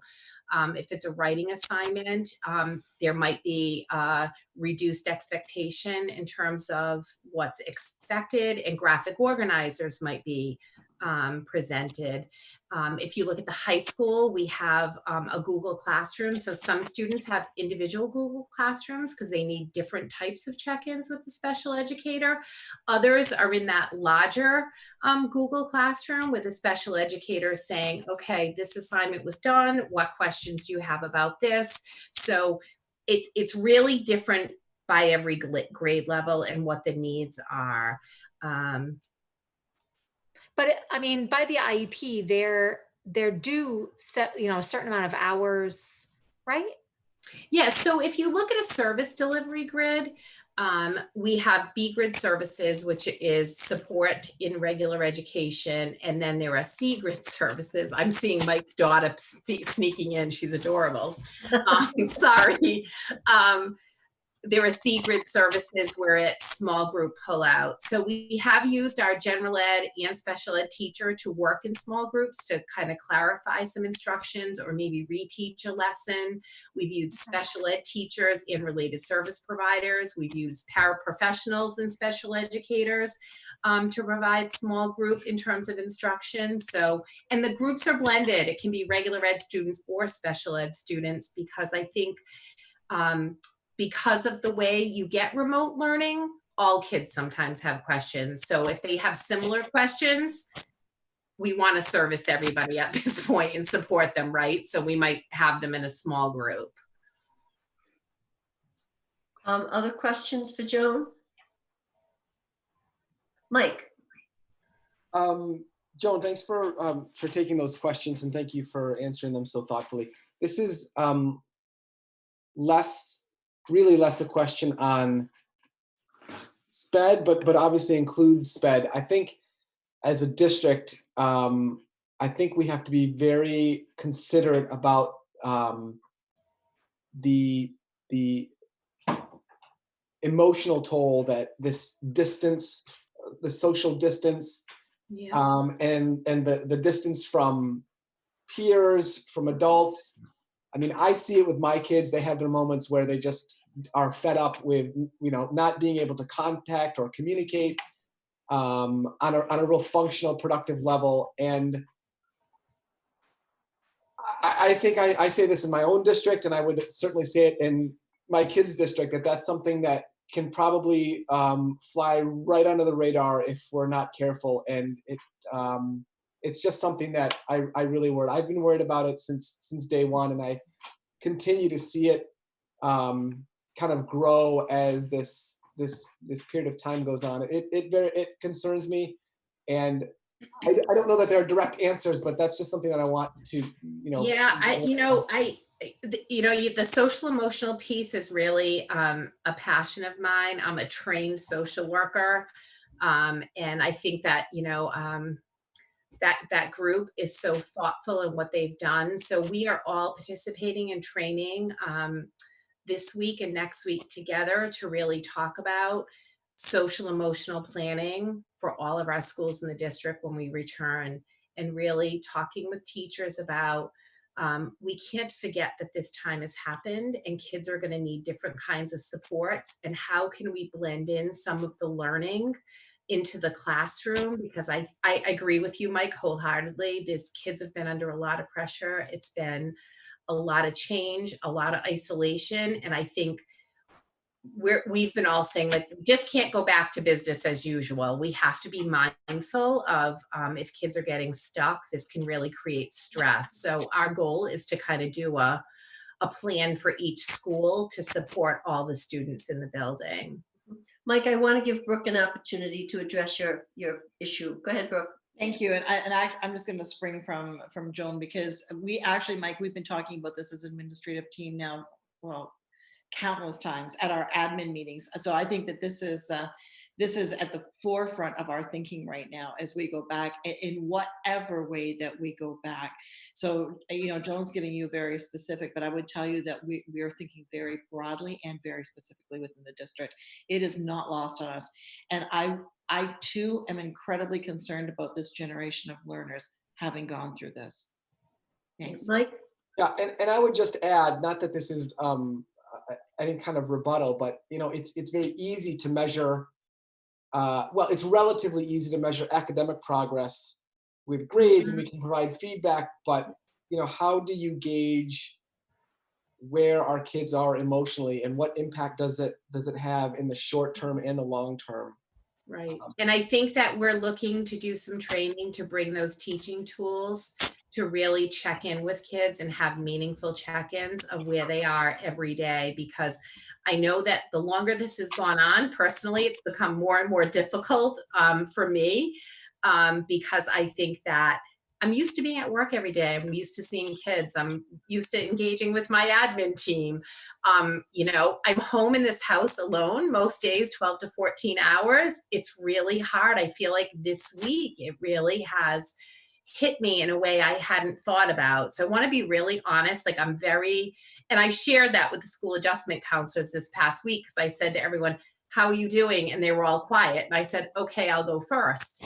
And I did that specifically because they are the people that are taking care of our kids during the day and really checking in. And we're going to have boots on the ground, all of us, and be out walking around and checking in as kids are coming in and seeing how they're doing in class. And if they're quiet or withdrawn, we're the people that are going to pick that up. And I think that we need to be able to push some of that training out. Like Brooke said, like we need to work on this as a group and think, we can't forget this time happened, I guess is my quote all the time, because it is going to have impact. And I think that we're going to need more social emotional supports than we've needed in the past. I actually have a meeting with the high school tomorrow to talk more specifically about some planning for the high school students, because I think this has been tremendously difficult for them as well. So, I'll tell you, it's not lost on me. I have an email at the end I'd like to share with you, a perspective of students. So I'll take other questions, but it was interesting that this came into a school adjustment counselor last week. I thought I would share it tonight. Other questions for Joan? Okay, Joan, you want to share that with us? I do. So this is to Mrs. Durr. She was checking in with a student to say, hi there, how are you doing? Tell me what's happening. And the student writes back, I'm okay. I've been having a hard time finishing my work by Friday. I've been doing 1 to 2 subjects a day, which seems to work for me, but I end up sometimes getting stuck. Not because the work is too hard, but because I have an especially distracting household and my mind is distracted by that house. I know there isn't a solution to this other than getting it together. Working in a building with quiet rooms, organized seating, and people with degrees in education is a lot different than working in my kitchen with the song Let It Go playing in the background over and over and having macaroni and cheese thrown at me while being cahooted through junior year. So, that's from one of our students. It really, made us laugh out loud. And then she writes, wishing I was an only child. So just, this is really happening for students, and they are really expressing to our guidance and school adjustment counselors what's happening and feeling comfortable to do that. So I think that has been tremendously helpful, the connection with the kids and them, giving us something from their perspective. So I just wanted to share that tonight because the student allowed me to share that with you. Thank you. Thank you. So, Joan, thank you so much. Thanks for having me back. At the last meeting, and then with all the follow-up. And folks, if you continue to have questions, just send them to me and I will make sure Joan gets them. And thank you for everyone for your thoughtful approach and the concern about a very important part of the programming for many, many kids and how it's being addressed during this time. So thank you, Joan. Thank you. Thanks for having me. Ta-ta. Bye. Okay, so now we are up to my updates. So I wanted to talk about the superintendent's evaluation, and I had a conversation with Dorothy Presser to see how this has been handled with other school districts. You may recall that we were scheduled to have an in-person training on March 25th, and we have had to reorganize and rethink a number of things. But what I'd like to propose to you, and then I'd like to hear what you have, what your thoughts are, that we proceed with an online training with Dorothy at our next meeting on June 3rd. Now, I think that we would all benefit from the training. We have folks who are doing this for the first time, but I think sometimes it helps if we're all together so that we can talk about the experiences that we've had in previous years. I've talked to Brooke about this, and what I am asking her to do is to submit have a self-evaluation. Part of the process is that the superintendent submits a self-evaluation based on the goals, and you can go back to our meeting in October when we saw the goals and talked about them and how we're going to measure them. So we get her self-evaluation the day before the training with Dorothy. So you'll have a chance to look at it, and then as we're working with Dorothy, if we have that is adorable. I love seeing people hug, because like I can't hug anybody except my husband, and I'm pretty much hugged out with him. But anyway, I miss kids and my grandkids. Never mind. Okay, so anyway, so you get it on the 2nd, you read it, you see what the format is. And last year we started having the superintendent write her self-evaluation in the same format, using the same template where we write her evaluation. So you'd get it on the 2nd. We'd work with Dorothy on the 3rd, and then you would have between the 3rd and the 12th to send me your evaluation of the superintendent. Now, as I get them, I mean, one of the things you can do is, as you're writing your evaluation of the superintendent, if you have questions you need answered from her, you ask her directly and she'll respond to you directly. So you'll have some time to ask her questions as you're writing your evaluation. And then I would want those to me by June 12th, and I would prepare the final evaluation to present at our meeting on June 17th. So just by way of review, Brooke will complete a self-evaluation by June 2nd. At our meeting on June 3rd, Dorothy Presser will do a Zoom training with us on writing the superintendent's evaluation. You will have her self-evaluation to refer to as we're going through this. Between the 3rd and the 12th, you will write your evaluation of the superintendent, and then have your deadline for getting it to me is June 12th. As the chair, it's my job to compile the evaluations of the members into one final document. Now, I know this is in the abstract right now. It'll make more sense when you get the information from Brooke, and also when Dorothy does the presentation. So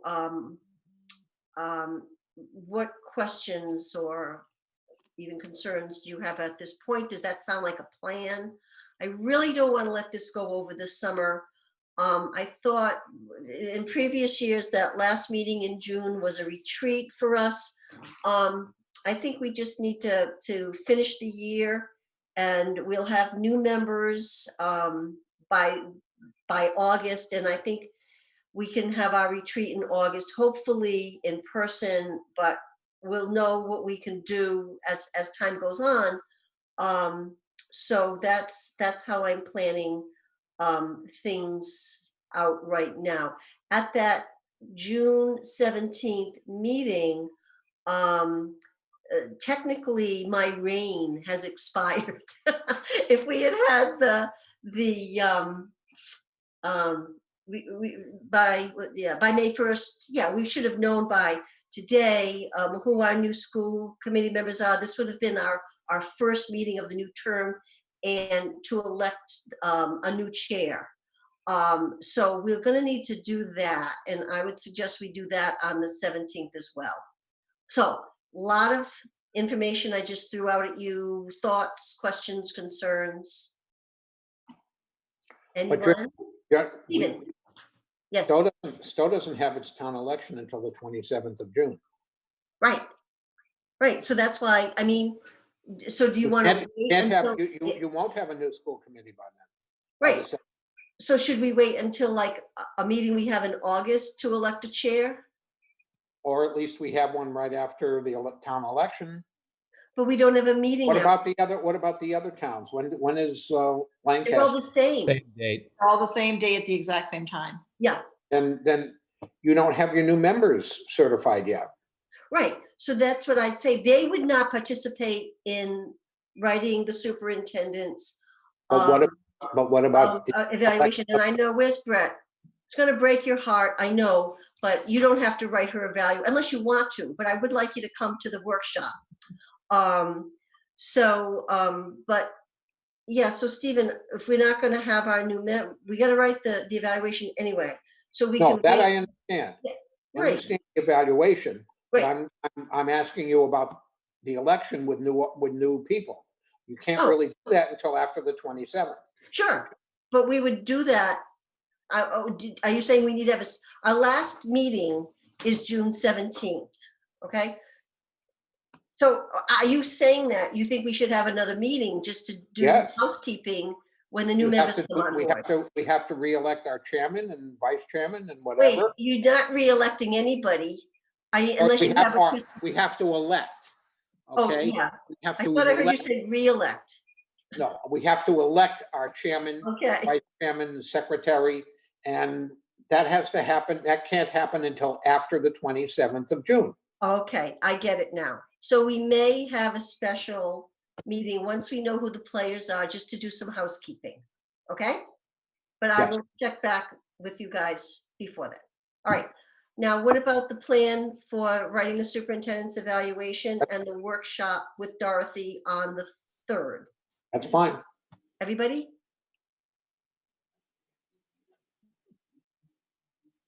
Mike? Joe, I didn't see your thumb. I acquiesced by my silence. So let me ask you this. If we're going to do that on the 3rd, could we start, could we do a workshop from 5 to 6 or start the meeting at 5? What are your thoughts? Can people do 5 o'clock? Where else are we going to be? Well, I don't know about you. Can I say to Dorothy, we'll do it from 5 to 6 and then we'll start our regular meeting. And I have no idea what the agenda is going to be, but I'm sure we'll figure something out. All right. All right. 5 o'clock. Okay, so let me move ahead with that. So I had that. And then the other thing, excuse me, I have to turn the lights on in here.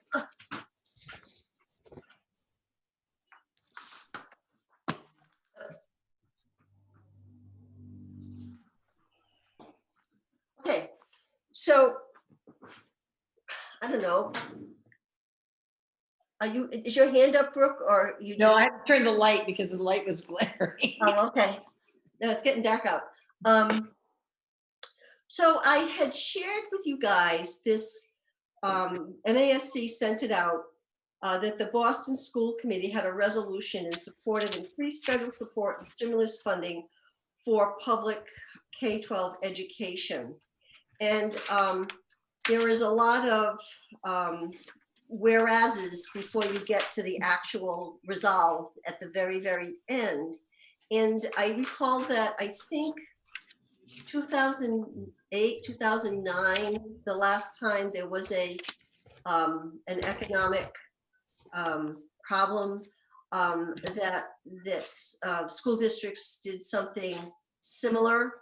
So this is what the city of Boston created. When I went through it, in terms of if it it would need some heavy editing if we decided to pursue this. I've indicated that we'd have to edit because they pertain to Boston, paragraphs 3, 4, 5, 6, 9, 10, and 11. And then some other paragraphs would work for us if we took out the word urban. So I'm checking in tonight to see where folks are. And I checked with Dorothy about if she's hearing anything from other communities that are going to take action in this way. And I quite frankly think that people are dealing with a lot of other stuff. But I wanted to get your take on this. If this is something that we would want to pursue as a school committee with the proper editing and looking at and then sending out. So what are folks' thoughts on this? Mike. Just to be clear, this is just a symbolic support of the resolution. It's nothing actionable, correct? No, it's almost like petitioning, but it's their specific. Their resolution is specific. Many of the paragraphs read with regard to items that are specific to the Boston Public Schools. We would make them specific to ours. Right. And it's just indicating that you're aware of all this stuff. And if there's money to be passed out, we want some. I mean, that's it in a nutshell. Steve says no. Yes, Steve. I think it's a waste of our time. Thank you. Is there anything else? Nope. Okay, thanks. Leah. It seems to me as I'm reading through this that it's really speaking to all of the money that the city of Boston has been robbed of because of having to transition to remote learning. But the resolution is asking for budget reconciliation for next year. Is that right? I think they're looking for, if there's money that comes out of the federal government to be distributed to states, that a portion of that money should be earmarked for education. Now, if that is the case, then, I mean, our slice of the cheese might be small compared to Boston, but it's money. And I don't know if I remember the last time this happened, I was in Concord, and the term that they used, they were going to give money to school districts for shovel-ready projects.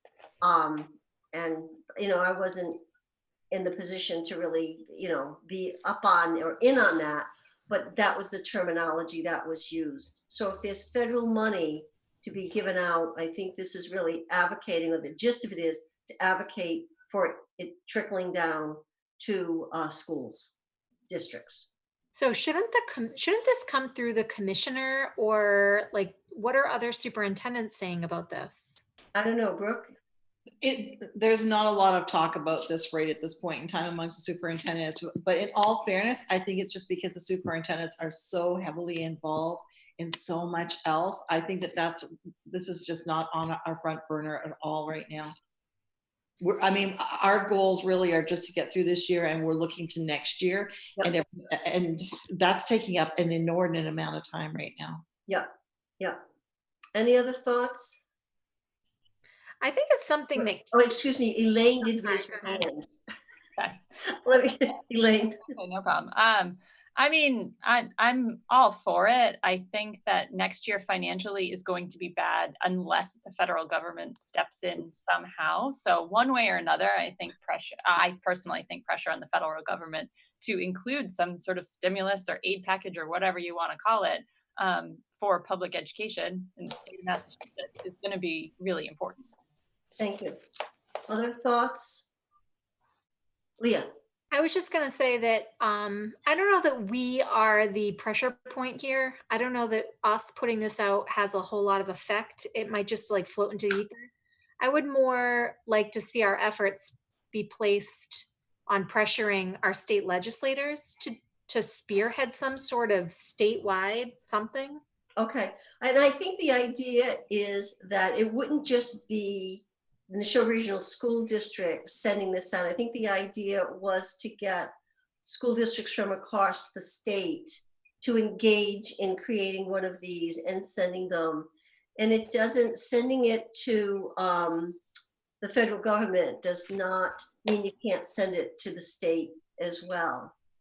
But I just wanted to get a sense from the group. Obviously, if it's something we want to pursue, I would work with somebody, not sure who, to edit it to reflect our district, and then bring it back to the committee for feedback or ideas or whatever.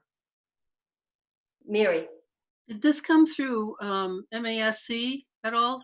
The Boston School Committee asked MASC to distribute it to the communities they work with.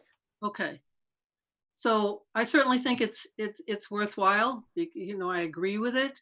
It might be for not a lot of effect, but you know, it's the small things that we can do. People aren't coming to us and asking our opinions, and on the federal level, I don't think they are. Nobody's been asking me. Betsy didn't reach out to you?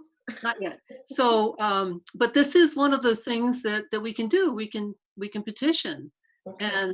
And so if it's not too much of a burden, and I'd be willing to help you do any kind of editing on this, then I think, why not? Any other thoughts? Leah? Kathy, I'm just wondering, who's the audience? Who would we be kind of submitting it to? Just to the newspaper or what?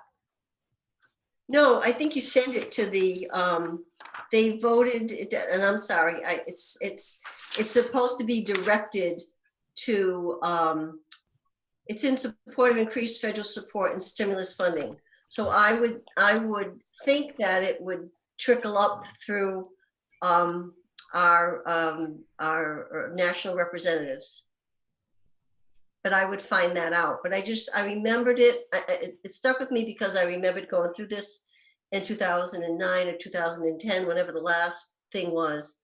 And this came through. So I just wanted to test the waters here and see. Joe, did you have a comment? Yeah, I'll just say, as far as my colleague from Stowe, Mr. Rubenstein, is concerned, I couldn't agree with him more. I think it is more just blowing, just blowing in the wind. But if you're so inclined to do this, and my suggestion, just one member of the committee, yes, 2 pages of recitals. I mean, you get down to the resolution, it's just one paragraph. And I think our congressional delegations are well aware of our needs. And I would make it short, sweet, but I would also want to include, our state legislatures as well if we're going to do this. So I don't think it's just the federal government's responsibility. I think it's the state government's responsibility as well. So yeah, no, I would agree. Do it. Anybody else? Okay, so Mary, if you are inclined, why don't we give it a shot, and we can connect offline and talk about it if that's okay. And then we'll just bring it back to the committee. And then I'll do some more research about the effective way to communicate it. I'll talk to Dorothy and see what else she knows. I haven't spoken to her about this in it must be 3 weeks now. So we'll get back. That's all that I have. Now we have, wait a minute. Wait a minute. Where is, didn't Pat have a report on here? No, there was no report from Pat at this particular meeting. I thought there was in the meeting materials, there was the audit, and that's the auditor who's okay. All right, yeah. Right. Thank you. So superintendent update.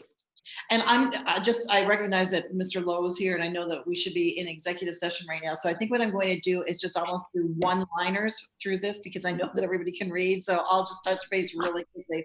The statewide meetings, I just want to say that those continue all the time. And we have so many of those, and every time we have them, it's like 300 to 500 people. And so we really have a good idea of what's going on around the rest of the state, whether it's academics, budget, whatever it is, graduation, whatever. So, when people say, well, this so-and-so's doing it like that, we normally already know that. So I think that the statewide meetings have been outstanding for us to stay connected and collaborate with each other.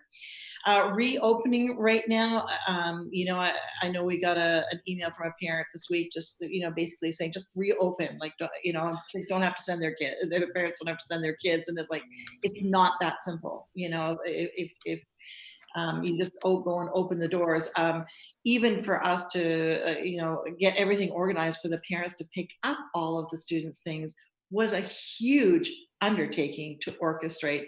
So reopening, we just have really no idea right now. And we've been told, but yet again, that we'll have some sense of direction in the next, within the next several weeks. But keep in mind that it will take us a period of time to plan that reopening specific to Neshoba Regional School District around the parameters that the state lays out. So I see our summer as being work intensive. D-Bus, that we've been working on a contract for really months now. The regional working group that was working with that is very, very close to finalizing a new contract with D-Bus. So we're delighted. We thank that collective group. We're not at the point in time where it's finished, but we're very, very close. So we're very pleased with that. MSBA Awareness Committee, and Leah, I'm going to turn this over to you in a second here. So this group has been meeting several times, and I feel really good about the direction that we're headed, and we're just really kind of amping up as we look forward to the town meetings and whatnot. So we've got 2 students, 2 teachers, 2 school committee members, and Todd and I both sit on that committee as well. And I just want to thank everyone for dropping whatever they're doing to come to a meeting, because sometimes it's very short notice, because we don't find out about our state meetings until sometimes the day before. So our schedules have to be so flexible, so that we try to fit all the other meetings around all those statewide meetings. So this particular group, for example, sometimes it's like the night before, can we all get together tomorrow at 4 o'clock or whatever. So I just want to thank Leah and Elaine for your support on that group. Really appreciate that. So Leah, I'm going to ask you to just speak for a minute or 2 about that as well. So the committee is really focused right now on bringing an awareness campaign to the 3 communities so that they understand the article on the town warrants requesting the feasibility study funding. So we're going to be holding 3 kind of listening sessions, dialogue, public hearings, whatever you want to call it, next week. And those will happen on Tuesday, Wednesday, and Thursday night for Stowe, Bolton, and Lancaster. And we'll be sending out more information on that. We really hope everybody will join us, because we have a lot of information to share to help build awareness as to the importance of the vote for the feasibility study, so that we can move toward making our high school everything our kids need and deserve for their education. Leah, can I ask a question? Yeah. So how will information about these be, clearly we have a way to communicate with families in the 3 districts, but to the community at large, how will people be made aware? And I'm assuming it'll be a Zoom format. Yeah, so this is just one of the prongs of the awareness campaign. So we are going to do these forums on Tuesday, Wednesday, and Thursday of next week. But Brooke and other members of the committee are using other mediums to reach out to members of the community. And maybe Brooke, you can speak to that. Yeah, I think that there are a number of different ways that we're looking at it. For example, this is, and I think Leah just articulated it so precisely. I think we're looking at different prongs of how to reach out to different groupings. And for example, another prong will be school councils, and we're going to be looking at setting things up. And Leah took Elaine's slide deck. Elaine created kind of a draft of a slide deck, and then Leah took that slide deck and just made this beautiful Prezi presentation. We included, she did a lovely job of embedding the birds into that Prezi, as well as our student presentation, because we decided that actually, even though it wasn't finished, it was actually perfect for what the spot that it landed in. So I think it's just a great thing. We've already reached out to our newspapers, for example. We've got other things in the, kind of in the back burner right now that we continue to work at. We have a memo that Dr. McGuire and I are working on that will be going out on Friday to our parents and our families. So I think we've got all kinds of different prongs here that are at play. we're doing the best we can given the situation that we're in. Sure, thank you. Oh wait, Stephen, do you have a question? Yeah, I have a question. Half the electorate in Stowe are seniors or close to seniors. How are you getting them to watch this presentation? Because they're the ones who show up at town meetings and vote. I mean, so we definitely Don't talked. do electronics because they're not, you know. Yeah, many of them are not. we talked about that at our meeting, and so the everybody going to town meeting is so very important because all 3 towns need to authorize the spending on this feasibility study, and there's really no time for error. So everybody has to go to this town meeting if they're interested in moving this forward. So, you know, even if you don't have children who are going to benefit from, say, some sort of construction project at the high school, this is what is absolutely best for all the children of Neshoba. And so I think once everybody hears our message and understands the purpose, they'll be convinced. So how do we address people who say are not going to get on a Zoom call? So what I did was I took the presentation and I narrated it, and that's going to be put on the public access station. And we are putting something in the newspaper. We're developing a pamphlet. So hopefully we will reach all of the people who have a say in this.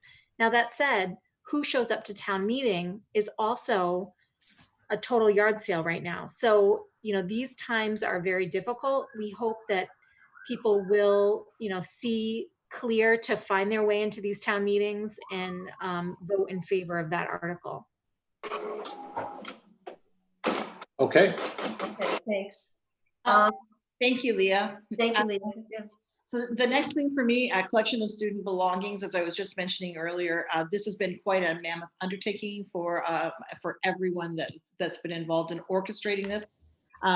We want to extend a special note of thanks to our administrators, our secretaries, and the facility and custodial team members who organize this. We worked at this as a collective group, the principals, Dr. McGuire, myself, Rob Frieswig, and we had a couple meetings collectively, and then we started to kind of go individually. So the individual specificities have been left up to the principals of those buildings because they all have different flow space, you know, the traffic flow and that kind of thing. So so parents can expect to see something, hear something from their parents from their principals within the next couple of days of what they can expect. If there are problems and you just absolutely cannot hit that time or whatever, please give us a call or send us an email, particularly send it to the principal and or secretary. And I've seen people make some adjustments already, but we need to know because right now your students' bags are located in a very specific position. So if you can't make it, then we need to go and get that and move it to wherever it's going to be. So that's it for the collection of student belongings. And Dr. McGuire, we'll turn it over to you for super quick remote learning and continued virtual PD.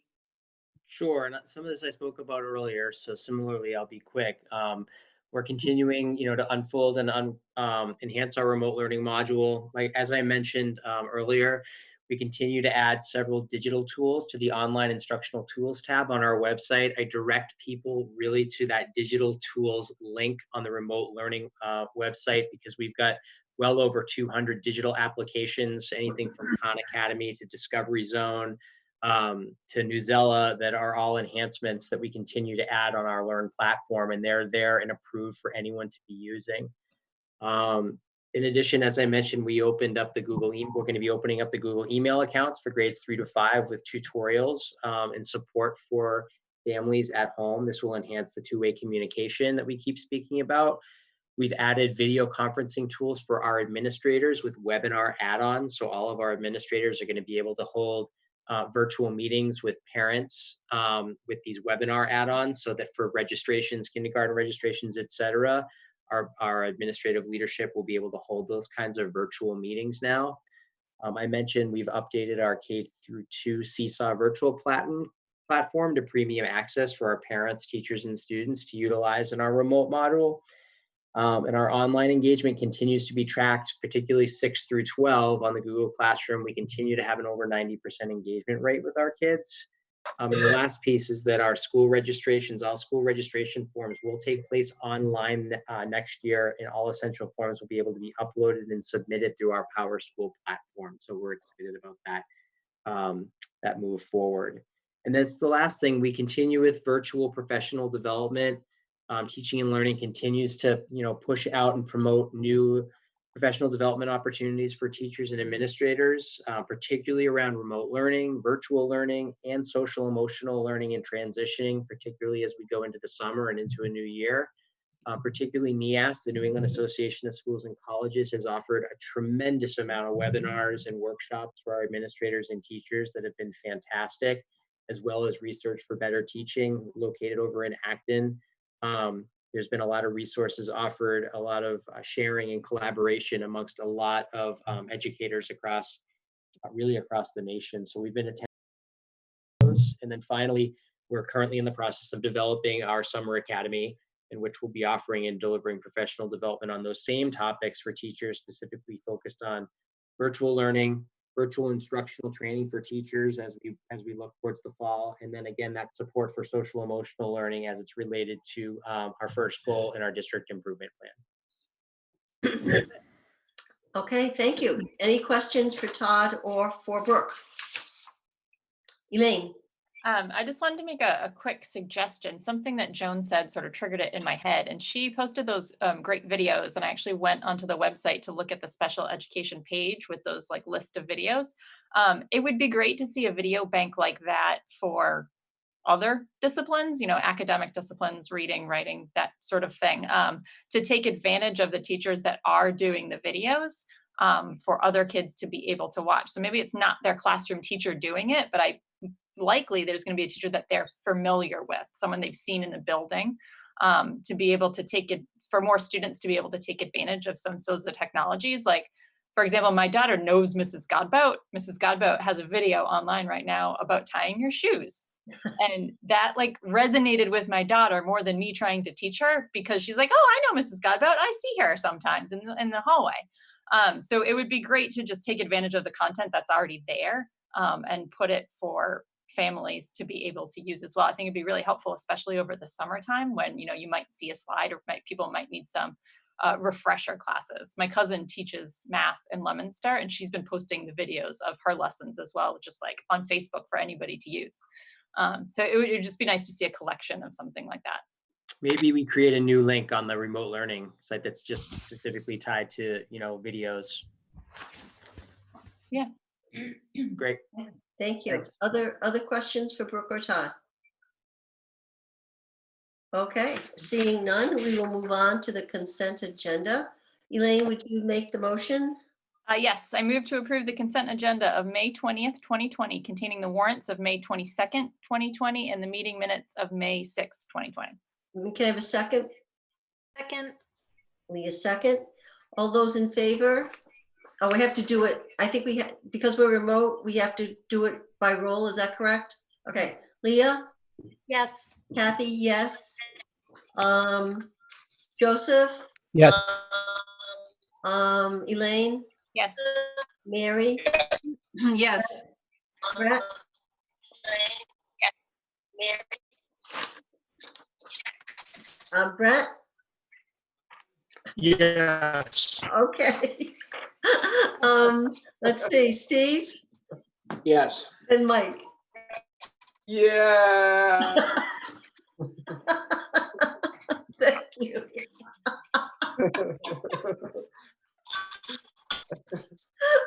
All right. Okay, so we will be moving into executive session. Elaine, would you make that motion, please? Yes. I move to go into executive session pursuant to MGL Chapter 30A, Section 21A3, to discuss strategy with respect to collective bargaining or litigation if an open meeting may have a detrimental effect on the bargaining or litigating position of the public body and the chair so declares. Unit A. To include Superintendent Clenchey, Human Resources Director Anne Marie Stoika, Bolton Town Administrator Don Lowe, and District Legal Counsel Mike Maccaro. School Committee member Brett Collins will be excused from executive session. We will adjourn in executive session. Thank you. Can I have a second, please? Second. Leah seconds. Okay, roll call. Leah? Yes. Kathy, yes. Joseph? Yes. Okay, Brett, his thumb is up, so thank you, Brett. Elaine? Yes. Steve? Yes. And Mike? Yes. Very good. Okay, Brett. Mary? Oh, Mary, I'm sorry, Mary. Yes. Yes, thank you. Okay, Brett, thank you very much. We'll see you. Take care. Bye, Pat. Bye, Alita. And